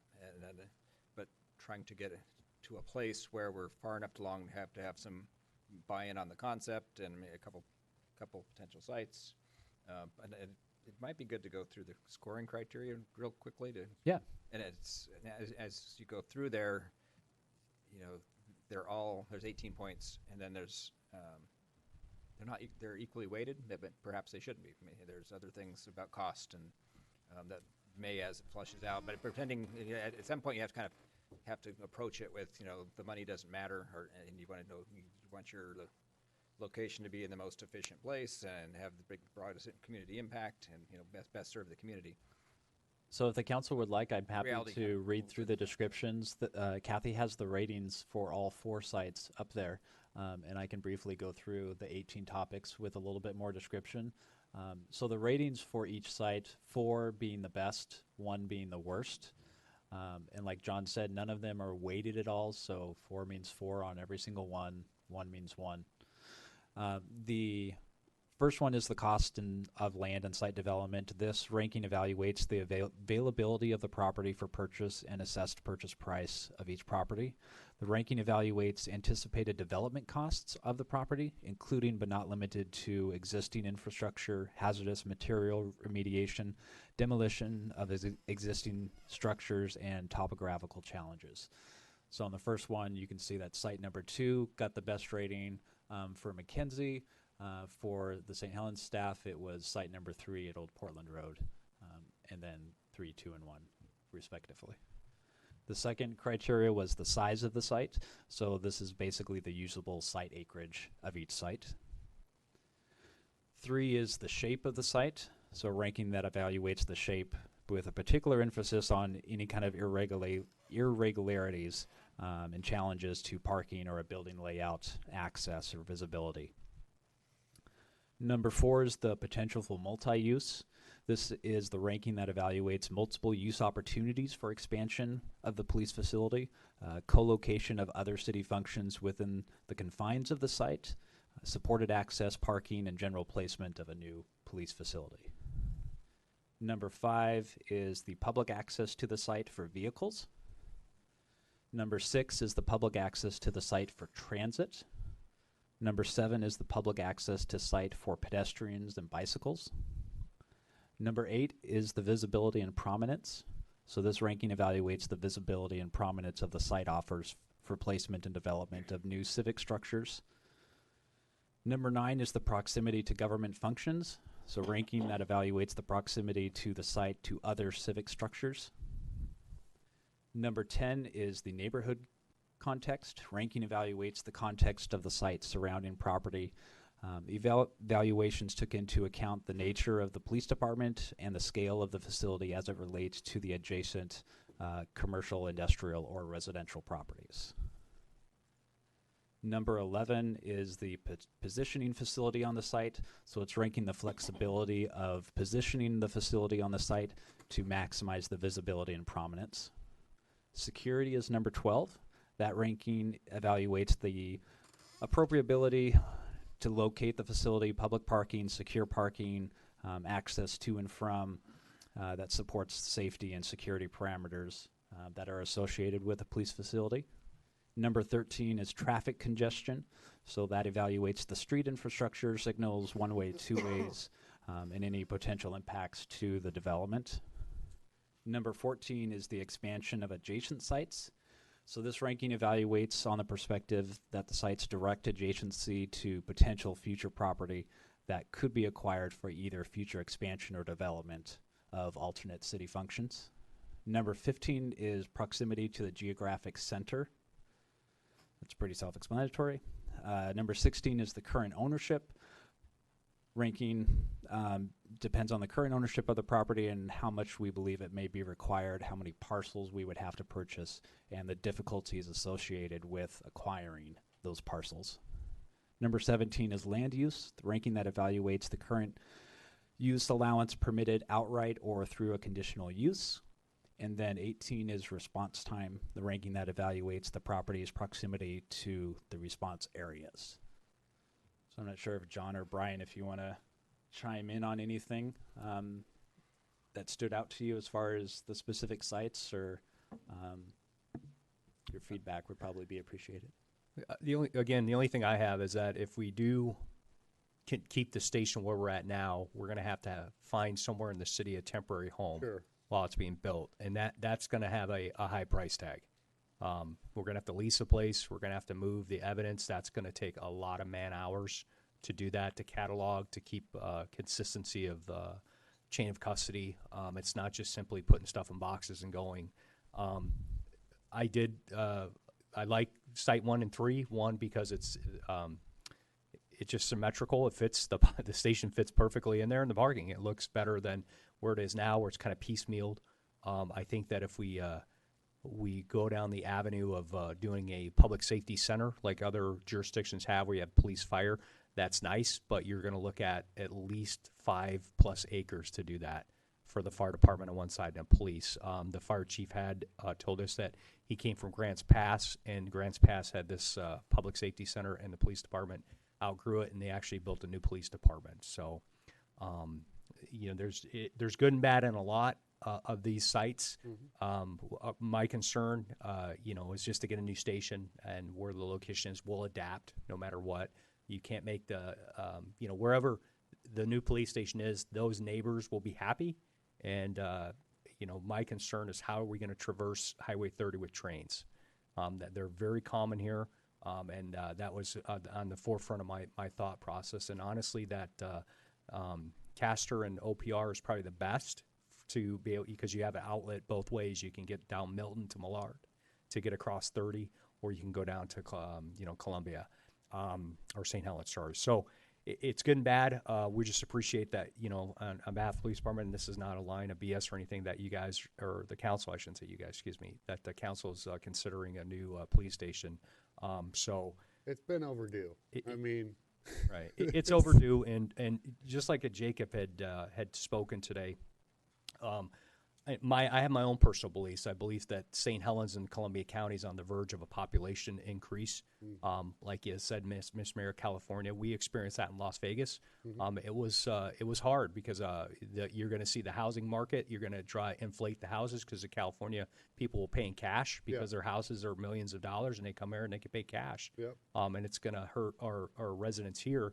So you're going to see a population increase of what's going on in California. They just legalized small amounts of methamphetamine and heroin, and they decriminalize a lot of their laws. And so a lot of those residents are just fed up, and the power. I have relatives in California, and they're generators. But anyway, not to digress. So I think this is good, but I kind of agree with Matt and probably John that we have to kind of get something to start concentrating on and focusing more. But a big proponent on bringing the 18th Street site definitely would make a statement that here we are. Then it's not a secret of where the police department is. Right. That's one thing that is nice with the stoplight being there. That's one thing that came up, as well as the current place. And if you were to choose the two on Columbia Boulevard, is you already have a police station that's already close. People are already used to going down that road and seeing that police station. So that's just one of the variables that we talked about internally between Castor and staying in the Holton district. People are already used to going down there and seeing a facility. It might be a nice boom to the Holton district as far as a new building and a new facility down there. It might spur a little bit more development as well. But I definitely see your side of the discussion on the old Portland Road. There's a lot of opportunity.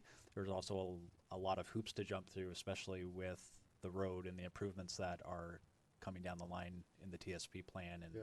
the roundabout and all that kind of stuff. I have another horrible view of the situation. Trying to be together, and it was mentioned the 500-year flood, that which means this building here that we're in, we happily call City Hall, we're in danger, correct? In the 500-year flood plan. This building is outside of the 500-year floodplain. We are outside. Yeah, at least according to FEMA's modeling, which isn't always perfect. But if you look at the flood maps, we are outside. This building is, yes. Because I was going to say, sooner or later, this building has to be replaced. And if we want it to be kind of connected, it means we should put this building next to where the police station is going to go. The police station will be the lead item, at least in time. And that actually puts Holt in, it looks like it's higher ground in with the way the climate people are talking and what can happen to the river. I don't really believe we're outside the 500-year floodplain. Well, based on the 2010 modeling, Oh, which okay. is the latest. Okay. But if I would think we would also want to consider where we would put the new city hall. And because this place looks like it's going to go. Well, the courts will free up a half of a building over there and be able to put our planning and people and engineering over there and not have to have them upstairs. And then upstairs could be for certain individuals that need to get stuff done. And As of right now, that's kind of the long-term potential idea, is that building and planning and engineering would move over to that side and admin and HR would stay on this side. And because I really like the open feel, both those being together over there anyhow, and the openness of where the water department is and stuff like that. I'm just sitting here thinking, how difficult and how does the council feel about? I mean, we're at 50 years. That's a big deal. I think that should be known publicly, and I don't know how it would. If it would behoove us to get vulnerable over there and what it would take in order to get ready because of evidence and stuff, but maybe invite the public for the 50-year anniversary of their tiny little police station and let them take a look. I think we could do that, Mr. Mayor. I know it's been mentioned with Matt when we first started this endeavor of doing a PR thing to go to the community when and if it goes to bond. We're going to have a community buy-in. Well, I think this would be a good year to start Right. because of the 50-year anniversary. And is it 80 or is it 1979? Rick, I was born in '78, and I know I'm not approaching. I know I'm not more than 50 years old. Okay. So 40. 40 years. Yes, you're right. I think we can all agree Although- it's long overdue, though, for a Yeah, new police station. 40 years. But it takes, it's going to take a lot of community work. Mhm. I've just watched this community is very resistant to any kind of bond measure. And it needs to come from them. It shouldn't be just a yes/no vote. It really needs to be more information. That's why more I guess I'm community outreach. asking if we do. That's why I was So if thinking you're- we get vulnerable and kind of open that up and show them 40 years of us limping this along, and finally we just got that mobile unit added and explain why it's there. You know, I Yes. mean, it opens up a whole. That can definitely be part of the discussion of if you're to do some kind of community outreach as far as what sites, and if we were to come back and have 2 or 3 or sites with ideas and talk about the history.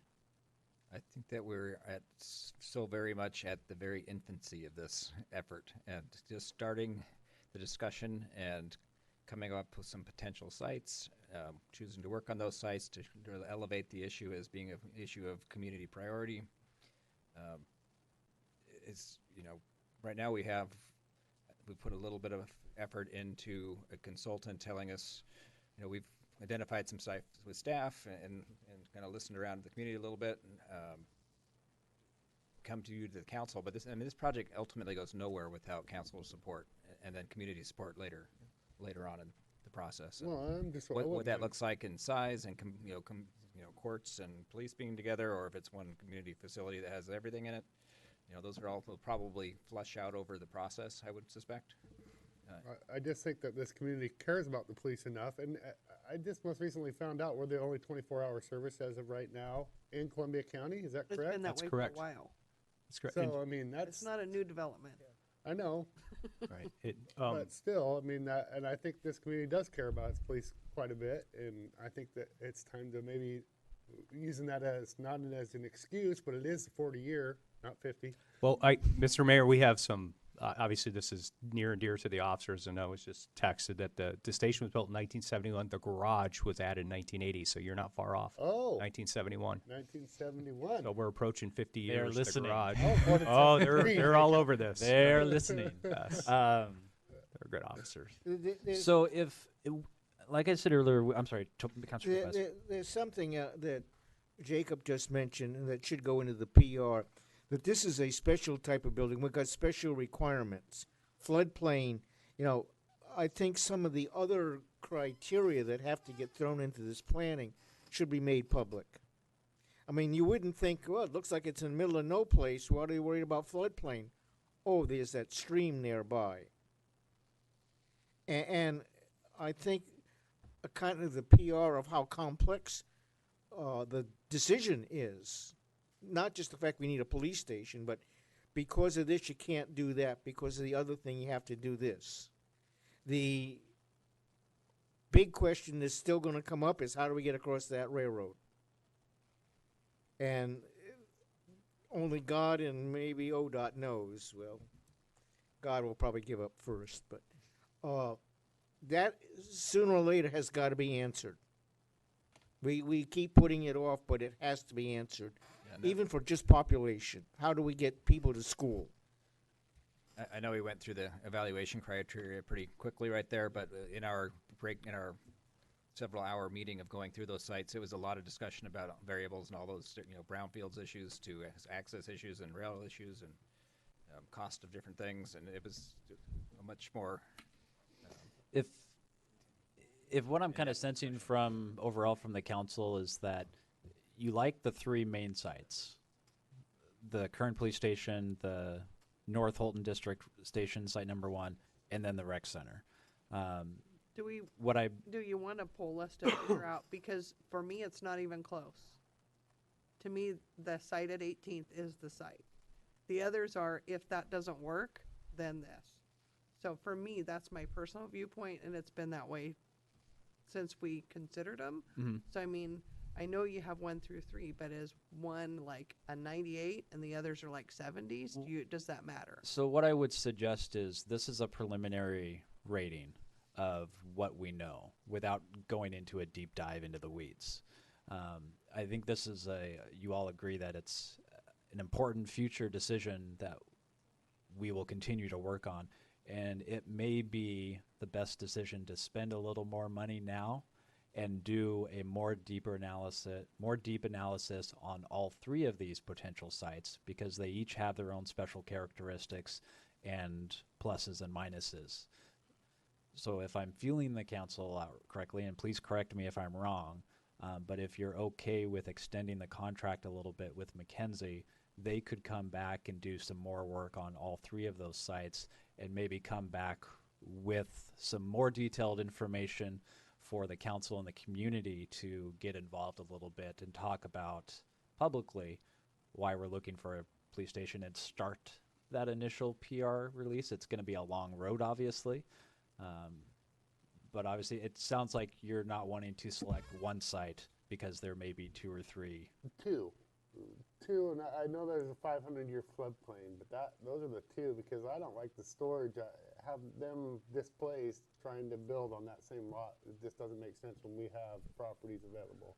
Yeah, all those lots need to get cleaned up, and that needs to happen after you're gone.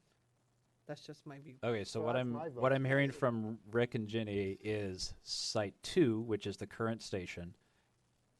No, site 1, site 1 and 1 3. and 3. 1 and 3. But although my real love is number 4, and I'll just throw that out there. I see it got the lowest rating, and I'm just curious of why land use it got number 1 and number 1. That makes no sense Why to what? me. Land use. They got ones on land use. How That is mainly because of the unknowns of that site. Brownfields, and there's a reason that it's offered at a very low price because there may be a lot of mitigation. People were intimidated by the ramp there too. That's got a ton of concrete. Supposedly, by government standards, that's very expensive because prevailing wage, you're going to hammer on that little ramp, concrete stuff for. And the rock a while, that exists but- everywhere here. There's something that I would like to reassess, and it goes for all sites. It really is not site specific. The police are having to deal with mentally ill people and having to deal with people out of control chemically. And I don't know how much of the police station was designed into having those enlarged areas, because obviously we don't have a emergency room in downtown St. Helens, and it looks like what's happening socially, that's becoming a big part of their job. But we don't take people into the police station, they go into the county, correct? Actually, that's one of the benefits of Site 3. You're right there by the county jail. Not saying that we take them from the station to the county jail, but And specifically in the evaluation of the space needs, we specifically don't put holding cells or anything like that because we have the county seat and the jail right here. Then I would definitely mention that in the site. Again, I think the definition of a much more intense PR is required. Absolutely. I don't think there's any doubt about that. I have a question, and I'm puzzled. So the police station, the existing site, I don't know why you couldn't develop it like the middle school in that the building, the new one's built in one location while the existing one functions. That building is built, they move, the old one's torn down, and then those site improvements are done. We could have done that, but we put a trailer there. But if I think if Kathy, can you go back to the current site, the current police station? So, I think what Jacob is mentioning is building the facility on the frontage would allow people to build there, and then you could still use the current station. So, that's part of the discussion of where is the police station on that lot? Is it when Mackenzie originally put some parking lots and floor plan things, they did not put the building up at the frontage, and they put it more in kind of the middle square area. In the parking lot. With the parking lot on front and back on the side, because there's so much parking that is required, not only for the police facility, but you also have to remember that court is in there as well. So that has a certain number of parking spots and space that has to be allowed as well. I think that's what Brian was talking about, is depending on where you put that station could hinder some of the current operations of the police department, if I'm not mistaken. yes, that's correct. And if we have to vacate for whatever reason, which that's the unknown of where that, again, going back to the 18th, that station fits perfectly in that schematics. Here it's kind of piecemealed, and if they do say, because my understanding out of the takeaway from Mackenzie was there was going to be parking on both sides of the station, public and police, and it'd be right in the middle, that means we have to move the operations to a temporary and then move it a second time into the permanent police station, and that costs time and money. And that's, is it, you gotta ask, is it worth selecting it here just based upon that? I mean, I don't know where in the city we can even lease a secure place for the police and the evidence. I don't know if there's any commercial property available. And again, I'm just saying, I don't know enough, but just consideration. And when we spoke to the fire district, they, like I said, they were open to doing a joint facility. This was not high on their priority as far as the location. They're already at capacity and they're looking to expand. So they need at least probably 2 or 3 more bays. They're looking to move all their administration over to this building. So to do a joint public facility on this site, in their eyes, won't work. It's not big enough. So we had discussions about where could we even, if we were to go down that road, where would we even look? And like Brian said earlier, we're looking at 5 acres pretty much to do fire and police, and there's so many discussions that go into that. And I don't think it's, this is just my personal opinion. I don't know that it's in the cards with our current climate. Okay, so you got 1 and 3. Is that what we all are kind of agree with? 1 and 3. I like 1 and 3. Keith, speak up. You're the liaison. Sounds good. As long as it's a new station. I just need more PR and more study. I agree that 1 and 3 would work. More I think community, definitely. I think what we've done is we've opened up the apple and we've seen how really complex it is inside, and we're kind of frustrated. We can't make a decision right now with what we know. We realize we got to know more about it. Correct. And what you're deciding on now is not maybe you're not deciding where the police station is going to go for sure. What you're deciding on is for us to lower the amount of work in places that so Mackenzie can do a more detailed analysis. And so what you're seeing here are bits and pieces of the draft assessment with just pictures, not a lot of words, and trying to keep it high level at this point in the conversation. But there's definitely more outreach in the community that's needed, PR, when we talk about long-term, and that's part of the reason why we chose Mackenzie is because they have a very large success rate on working with communities, specifically in bonding and PR issues and analysis and kind of doing the whole gamut of the program. Doug? Yeah, I like narrowing the options down to 1 and 3 as well. And I kind of like what you said about the strategy of building and how that will happen in conjunction with the police operations as it goes forward. So that's I think that's a big consideration. Great. Thank you very much. All right. Department reports. Chief. Spoken up. I have nothing, Mr. Mayor. Thank you. Phil? Yeah, boy, over the last few weeks, there's been a lot going on in Public Works. I'm pretty sure most of you have noticed the fence has been removed down at the end of South First Street down there. So they jumped right on that right away and started taking that down. It looks a ton better. A lot better. Trimmed that tree and made that nice path that goes down to the existing walking path. So they did a great job in a really short amount of time.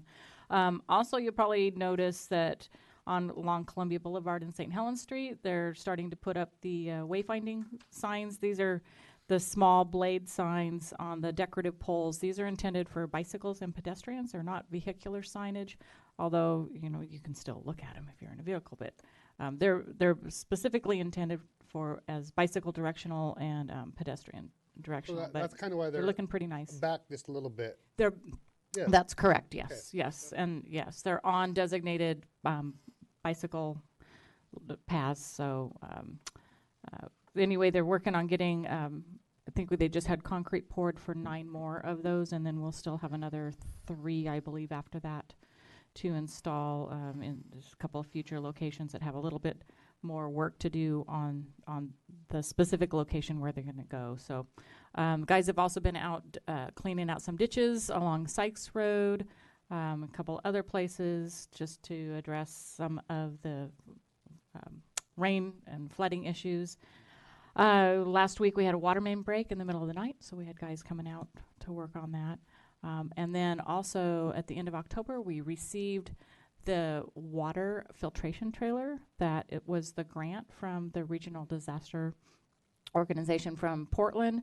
That is a facility that came to us for safekeeping. It is doesn't belong to the city of St. Helens. It belongs to the region. So it would be something that can be deployed to Tillamook or Vernonia or anywhere else where they may have a water emergency and they need to have some way to clean the water source. So that is a $116,000 item that we have control of, and we were trained on that at the end of October last week. So that's a very nice facility to have for our region. So we're very grateful to have that here. And it goes along with the water distribution trailer that we got from the same organization several years ago, but this actually filters the water. And then I know that Councilor Carlson was aware of this, but the power outage that we had what was that, like 2 weeks ago? We had 10 days. Yeah, about 10 days ago. So that knocked power out to a lot of our facilities, including some pump stations and the water filtration facilities. So 3 hours. yeah, I think they might have been out a little bit longer than that up north. But regardless, everything worked well. The generators came on, and we still were able to operate the water plant, and we got the generators out to the sanitary lift stations.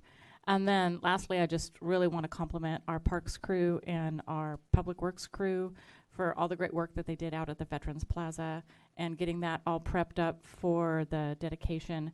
It looked great. We had a wonderful turnout for that. I was amazed. And they just did so much work out there and got it looking really nice. And I hope everybody in the community has an opportunity to go out there and look at it, because it's a beautiful facility, and I'm really proud of it, and I'm proud of the work the crews all did out there. That's all I have. I have a comment about one of the wayfinding signs, the Uh-huh. one on 4th and St. Helens Street. Mm-hmm. The arrows give it the view of a cross-eyed dummy. Could you move the sign so the arrows put away from the pole? Yes, thank you for bringing that up. But something that wasn't noticed during all of the proofing of that, because you just saw the individual blades and you didn't see how they were going to look up on the signage. So yes, we're able to just swap those so that now I totally agree with you. It looks really odd the way that it was printed, but we can correct that very easily by just swapping the blades to the other side. Yeah, thank you for that. Wait, so it was like this? Which way do I go? That way? Yeah, Godfrey Park this way, Nob Hill Park that way. Ah! Yeah, it was unusual. Jacob, already talked. Yep. Don't give him any more time. The only thing I wanted to mention is that on the agenda for tonight is a updated agreement for Erskine Law Practice. That is the city prosecutor. If you recall, last meeting we approved a new contract for judicial services for our municipal court judge. This is following the same standard as that contract of putting it in. They'll still come in and give their updates and meetings. However, I will not have to come to you every single year for approval. It's just ongoing unless you give them a 90-day notice or I think it's maybe 4 or 5 months, or I can't remember how many days notice you have to give them. So you still have that option to end the services whenever you do, but it's a perpetual yearly contract. Are you the one that put the fee schedule on the agenda? I am not. Okay. I can't remember. I think that was Public Works fees? There's The a fee update to the schedule on universal agenda for schedule? tonight. Yeah, those were updates to Sue's Public Works. Yeah, it's the actual public works fees that are charged for specific services like installing a water meter. Those weren't ever actually included on the universal fee schedule in the past, and so we wanted to get them on there. There are fees that are charged on a regular basis, but they haven't changed in at least 15, maybe over 20 years. And so, for example, we used to only charge, I believe, $125 to maybe just $100 to install a water meter, because that used to be what the cost of a water meter was.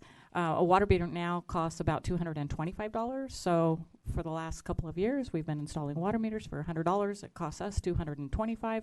Those fees aren't supposed to make money for the city. They're just supposed to reflect the actual cost of that particular service. Okay, I just So, want to make sure. yeah. Whenever I see money, I want to make sure we get clarity. Yeah, there's fees that have already been charged, and a couple of them are being updated. The water meter one is the most significant one because of the large change in the cost of the water meter. The other one was just the sewer and the storm drain installations, which are, I think they're only changing like $10. Because Super. those materials haven't changed a lot. Thank you. Yep. Okay. Kathy?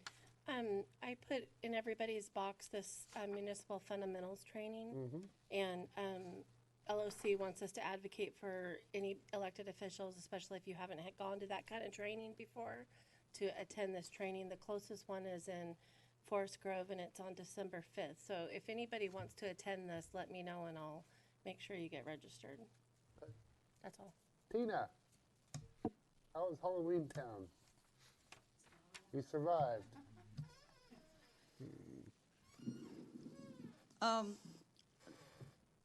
I just wanted to make a comment about this last weekend. It was Halloween still in the plaza. So I was glad that we decided to leave everything up because there was a lot of people that were in town. They had record sales again this past weekend, even though it was just for photo ops. And we were putting things away yesterday while people were taking pictures. So it's continuing to drive people to town. And we're getting ready for the Christmas ships coming up on the 14th. We'll be I'm going to schedule with Kathy maybe a longer period of time so we can go over what changes we're going to suggest for Halloween next year to address some of the parking situation, which I would say is the only negative thing probably that was just local residents dealing with parking, and I believe that we have solved that problem, so I'd like to bring that forward.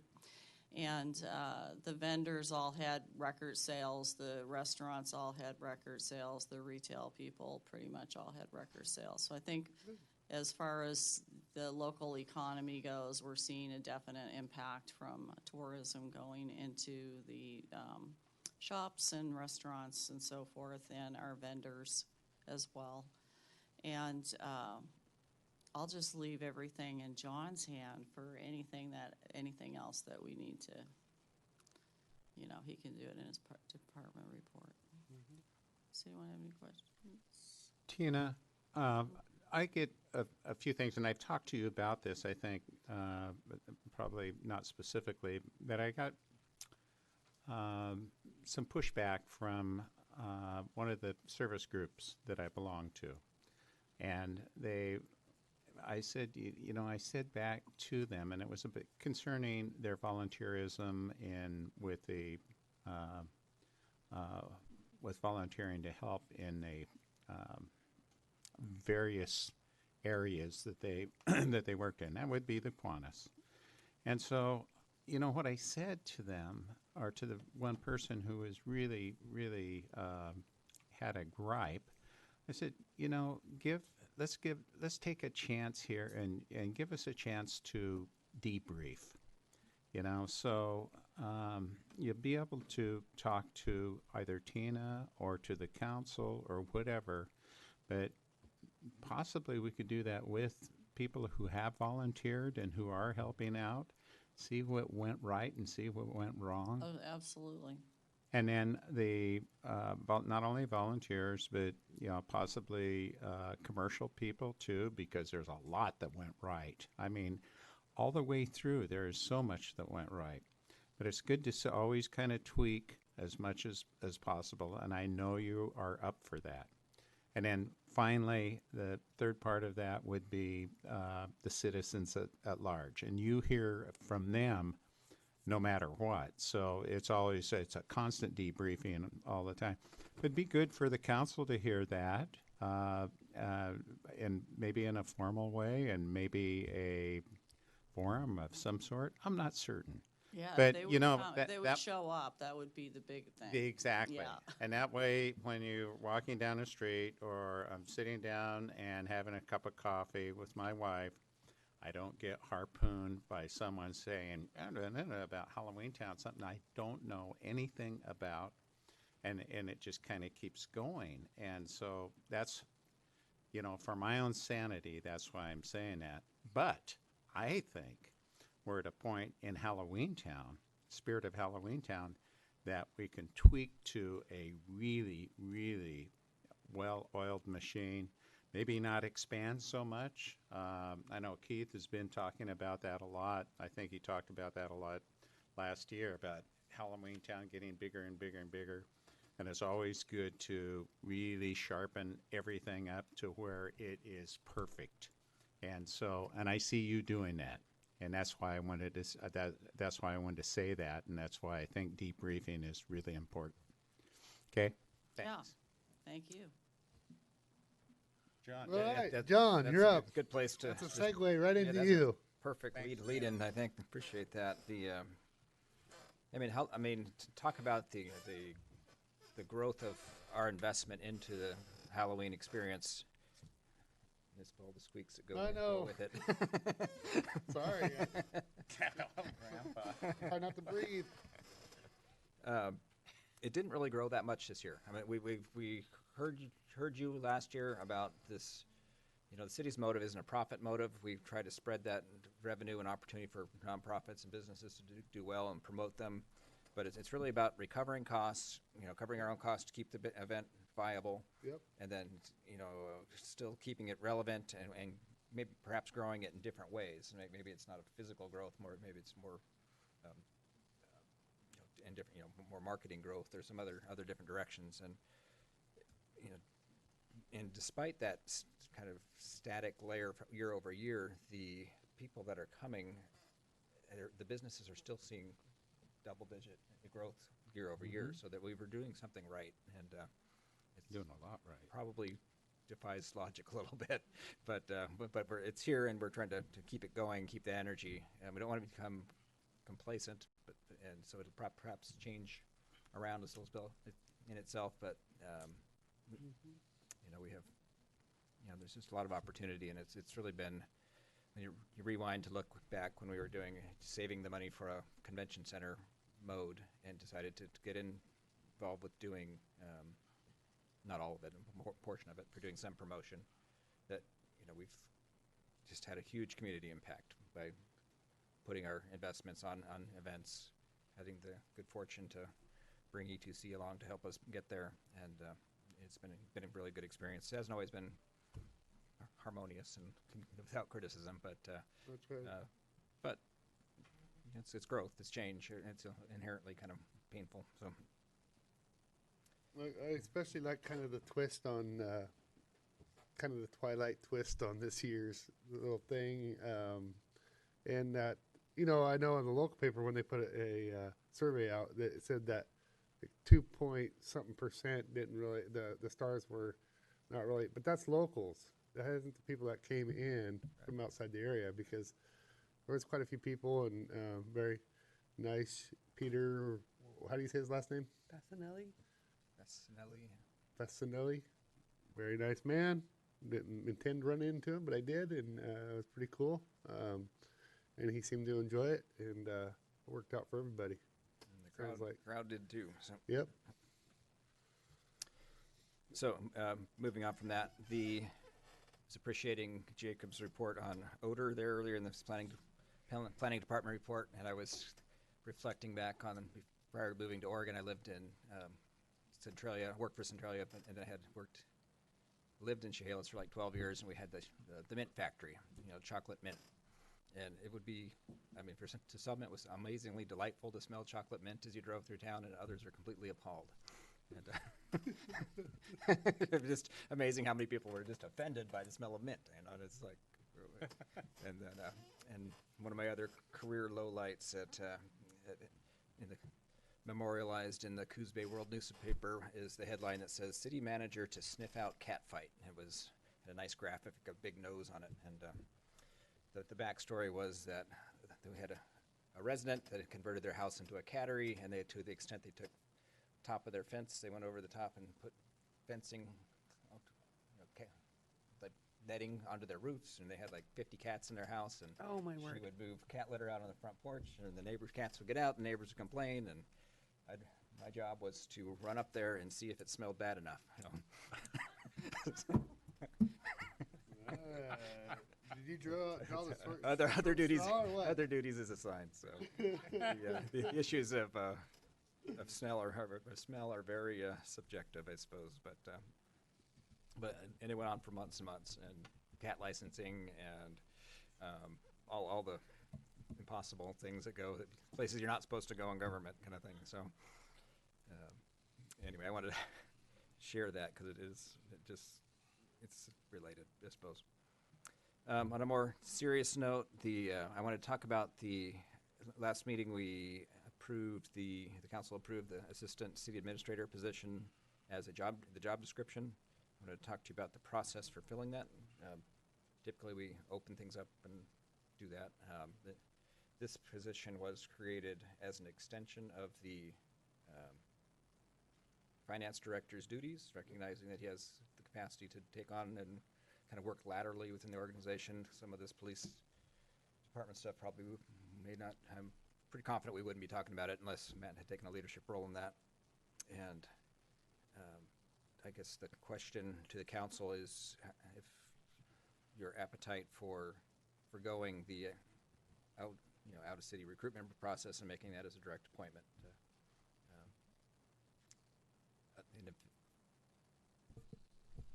Yeah, I think that if we're any other option would be have financial impacts that would be pretty extraordinary. So. I mean, I kind of pushed this pretty hard. 3 times in the last year I've been in here where something was, I thought, important, and the only management person in the building was Matt. And it's like, and he goes, well, I'll help you. You know, people are at vacation, they're on the way to conference, somebody's out sick, and there was no one here. And to me, when we talk about security and integrity, seems like I should have somebody to ask. And it's like, that's not part of his job. He doesn't have the authority to do that. And yet he's like, well, I can offer you advice, but he goes, officially, that's not my job. And it's like, it seems like somebody, in the event that there was no one here, someone should have that role. And that's just, I've never been a party of an organization this big that there wasn't someone in charge all the hours they were open. So it just struck me strange. And so we had talked about this assistant position before Susan Kahn left office. That's how long we've been talking about this position in regards to Matt specifically. So it's not something that just came up out of the blue. So I just think that it was his performance necessitated it. It seemed like he's kind of already doing that the way that we've drawn it up. So it seems like it's not like a new need. It's a need that he's been meeting, and he should be recognized for it. Yeah, and the hierarchy of it's still a direct report to the city administrator position, and it's just basically credibility to work laterally with the department heads is really the lift with this title.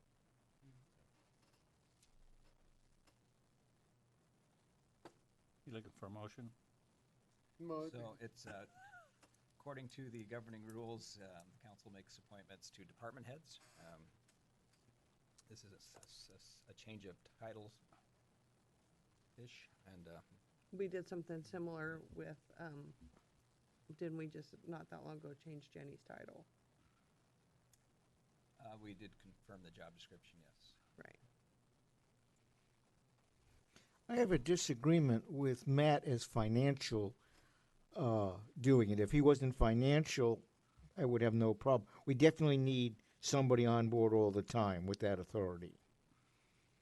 And that's my real question is structure. Why? Because it's financial. Why? Financial is a huge key to making any decisions, and it's not an independent decision. That's really why. Say that again. Okay. Matt knows a huge amount about the business of the city because he's the financial director, which the rest of us do not have. He will report to us about the financial instantaneous. And it's that level of power associated with, we'll say, administrator like John. He has a double whammy in position as financial man. Not ability. No, I'm worried about structure. So your feeling is that it's too much power? Too much power for the financial man, but we do need a person in that position. And he does need to understand finances, right? In that Well, position. no, he will understand finances but not be in charge of them. John understands financial positions, but he's not in charge of the day-to-day everything. That's the real thing that I'm worried about. That's kind of what he does right now. I know, and as I say, coming from other organizations, you kind of separate some people away so they become totally independent, not handling both sides of the thing. So he will report to, so what I heard John saying, is he's gonna report to John, but he's also gonna not be able to dip into anybody's budget without going in and talking to them first about the projects at hand. The way the assistant would work would be to talk to you. Hey, you have this money available. You have projects. What do you think about this? Throw around some ideas. Obviously, a new police station was one of them, and kind of help facilitate moving that forward. One of the problems we're having in seeing that, Matt does a good job. If we bring in somebody else, Matt's going to die one of these days, but this position is going to be. It's true. It is going to be in place, and we don't know what the next person is going to be. But every time we hire, we evaluate a job description. Yeah, but if we've already got this position, we're going to evaluate somebody, but the position is already described as financial director and assistant to these. Well, CFOs in large corporations run the company. That's basically it. I mean, CFOs have a lot of responsibility, and I see that responsibility at this point is being spread out a bit, and Matt assuming more responsibility in some assistant management capacity. If he was CFO and city manager, then yeah, I would agree with you. Well, at one moment he would be. Well, at one moment he would be, because John's off at some vacation sunbathing, and a decision has to be made. Because if you ever watch John, when we have really good days, at least during the summer, he's not here. But Matt's over there dying while John sunbathing. That's correct. That's correct. But I'm worried about structure, not the personality. And the problem is you've got a person that's good at the job now, but what happens if we have someone who's not good at the job? We will change the structure. So I can tell you right now that we all can go in and talk to Matt at any point in time, and this is a department that me and Doug oversee together. But you are more than welcome to go check with financial anytime you have a question on any department or anything financially with the city. You can go to Matt, and he will give it to you. First and foremost, that is his job. This is a secondary that he has chosen that he would like to also express his interest to further his resume by having this little bit of a job title, and hopes that maybe down the road that maybe he works here, maybe he doesn't work here, maybe he's dead, maybe he's not dead, but it furthers his resume. Sorry, Matt. Put on your tombstone. Yes. It'll be tan anyway. But I mean, the reality is John has. I drink a lot of pop. It's not just Matt. John has the need for. Yes, absolutely. I agree on that. That's not the problem. The goal is we would grow, and that would be a separate position. Yes, but we're not there now. Yeah, yes. That's the point I want to put in Ideally, place. we would grow, and there'd be a community development director, and there would be no need for this combined position. That's correct. That's what I'm worried about. It's the in-between time where we need a little help when we can't afford another person. That's correct. And I can tell you from an HR perspective that we always evaluate the position and the job descriptions whenever a position comes open. So Every time. it's something we can change. Even for clericals. I mean, every single time there's an open position, we relook at it because the job changes. And it's the opportunity to make a change. Yeah. Well, we if we have the ability to readjust the position as compared to having a fixed position. Okay, that part has got to get put in place. The finance. As compared to just kind of, that's what we do. It's got to be spoken. Do we need a motion? Yeah, I think that's appropriate. Yep. I move we, whatever that word is, appoint Matt to the position that, as described. Assistant. City administrator. City administrator. Yes. It doesn't have finance in the title, too? No, it is finance. It's what John. The core mission is finance director. Core mission is finance, and then that it's like a little special projects and duties is assigned. And Yep. So moved. Second. Okay, motion's been made and seconded to approve Matt as assistant administrator. And I do want to make a comment that, and Jenny, I think you went through this. So, I mean, and Keith went through this, I went through it, that we were at a crossroads with Public Works some time ago when Dale Goodman left. And so what we did was, we combined our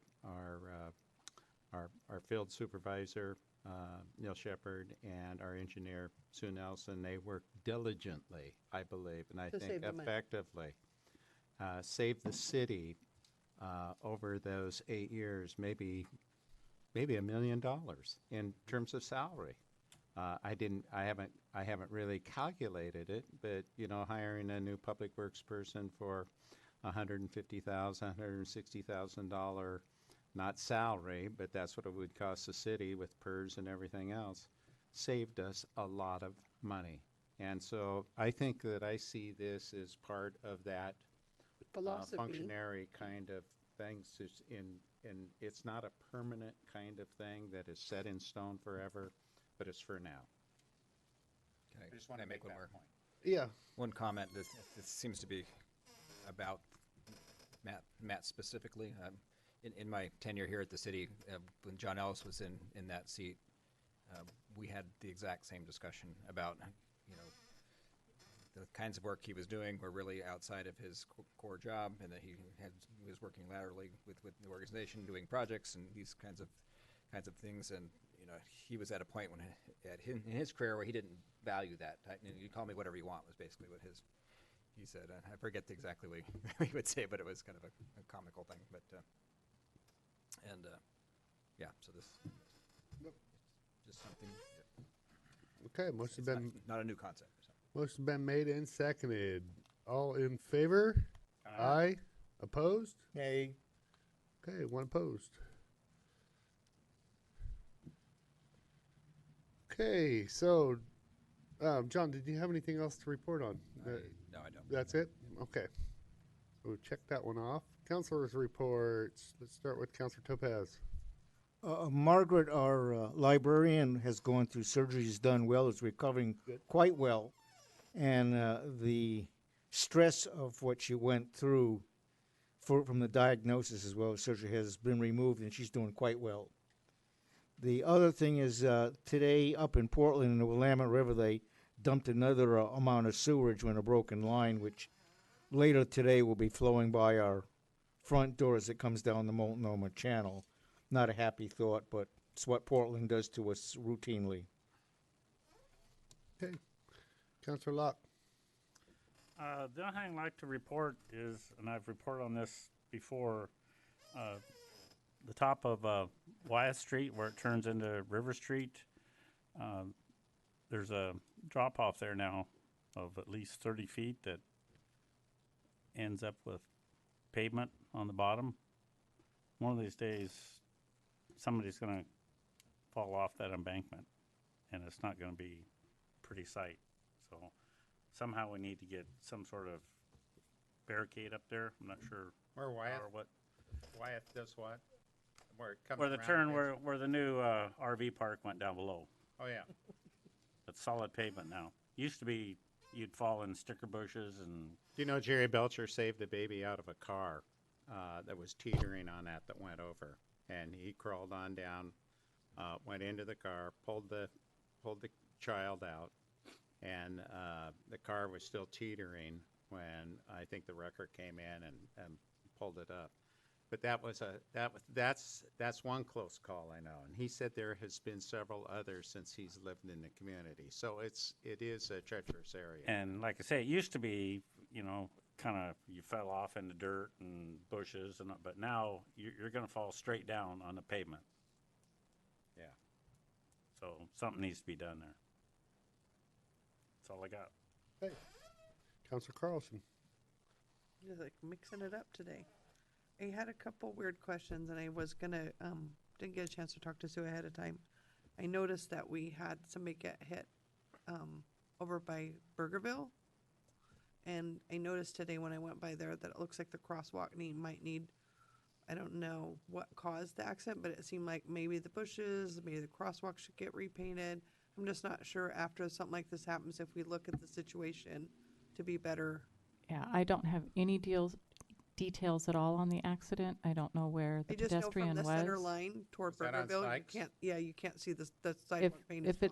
if it's the crosswalk, at the, Crosswalk, at the highway that's in question, no. It's the one Okay. back. They're I don't coming even know up- why Well- there is one in back. And I think it's unfair to speculate right now. I agree. Can we not talk about this in a just public wondered- forum because this is under investigation? Okay, So- sorry. good. Thank you.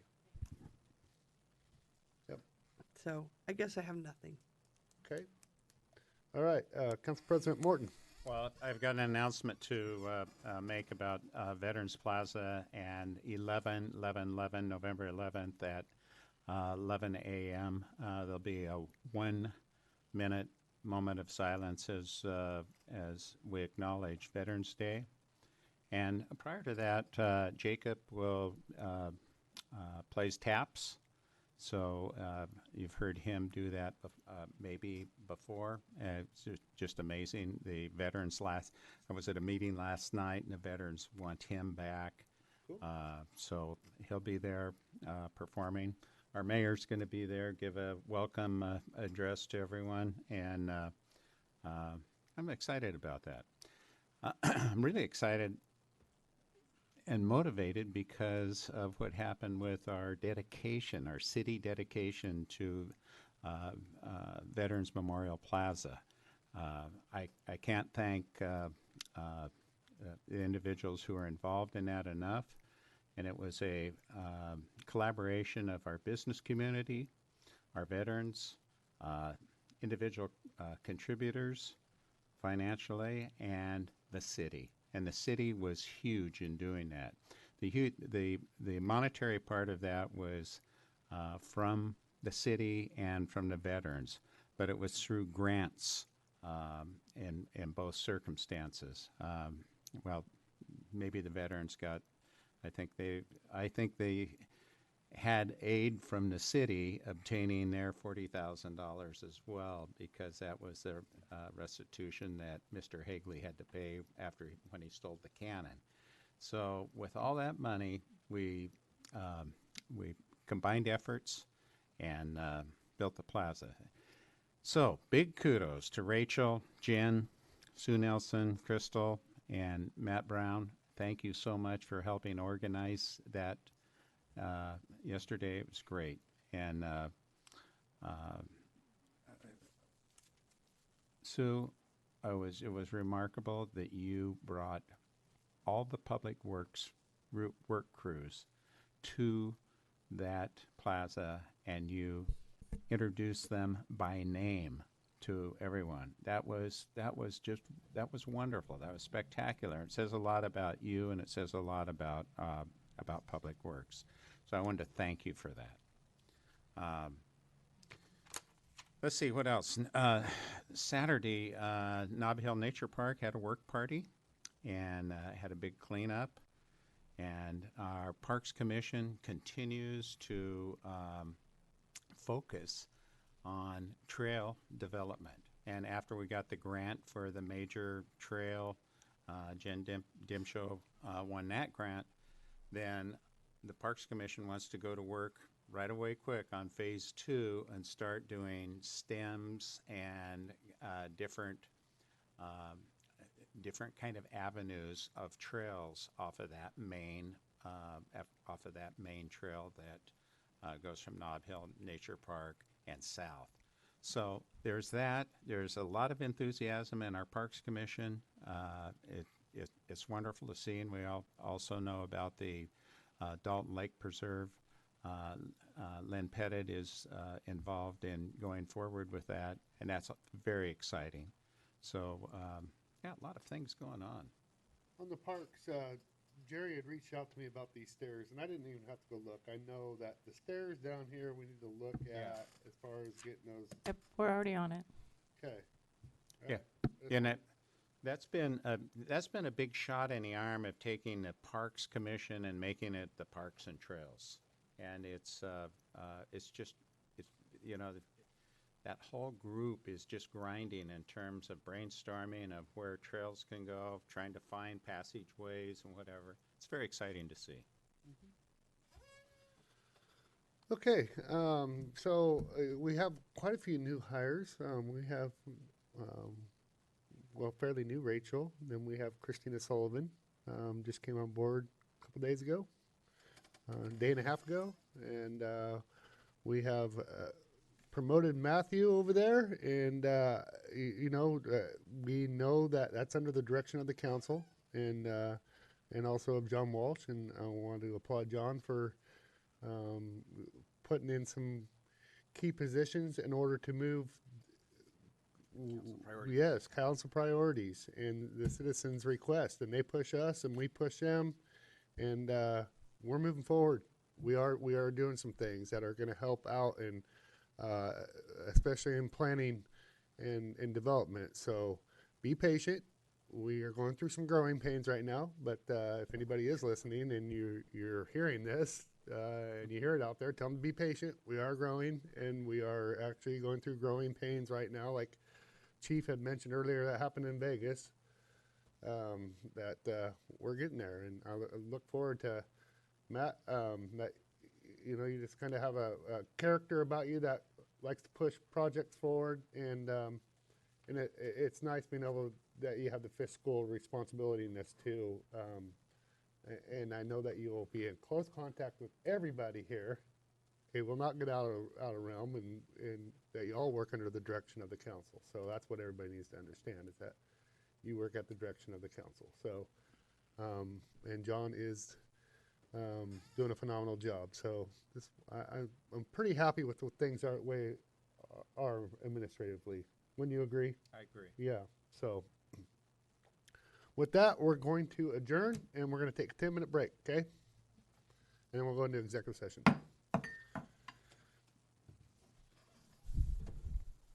Yep. Good job.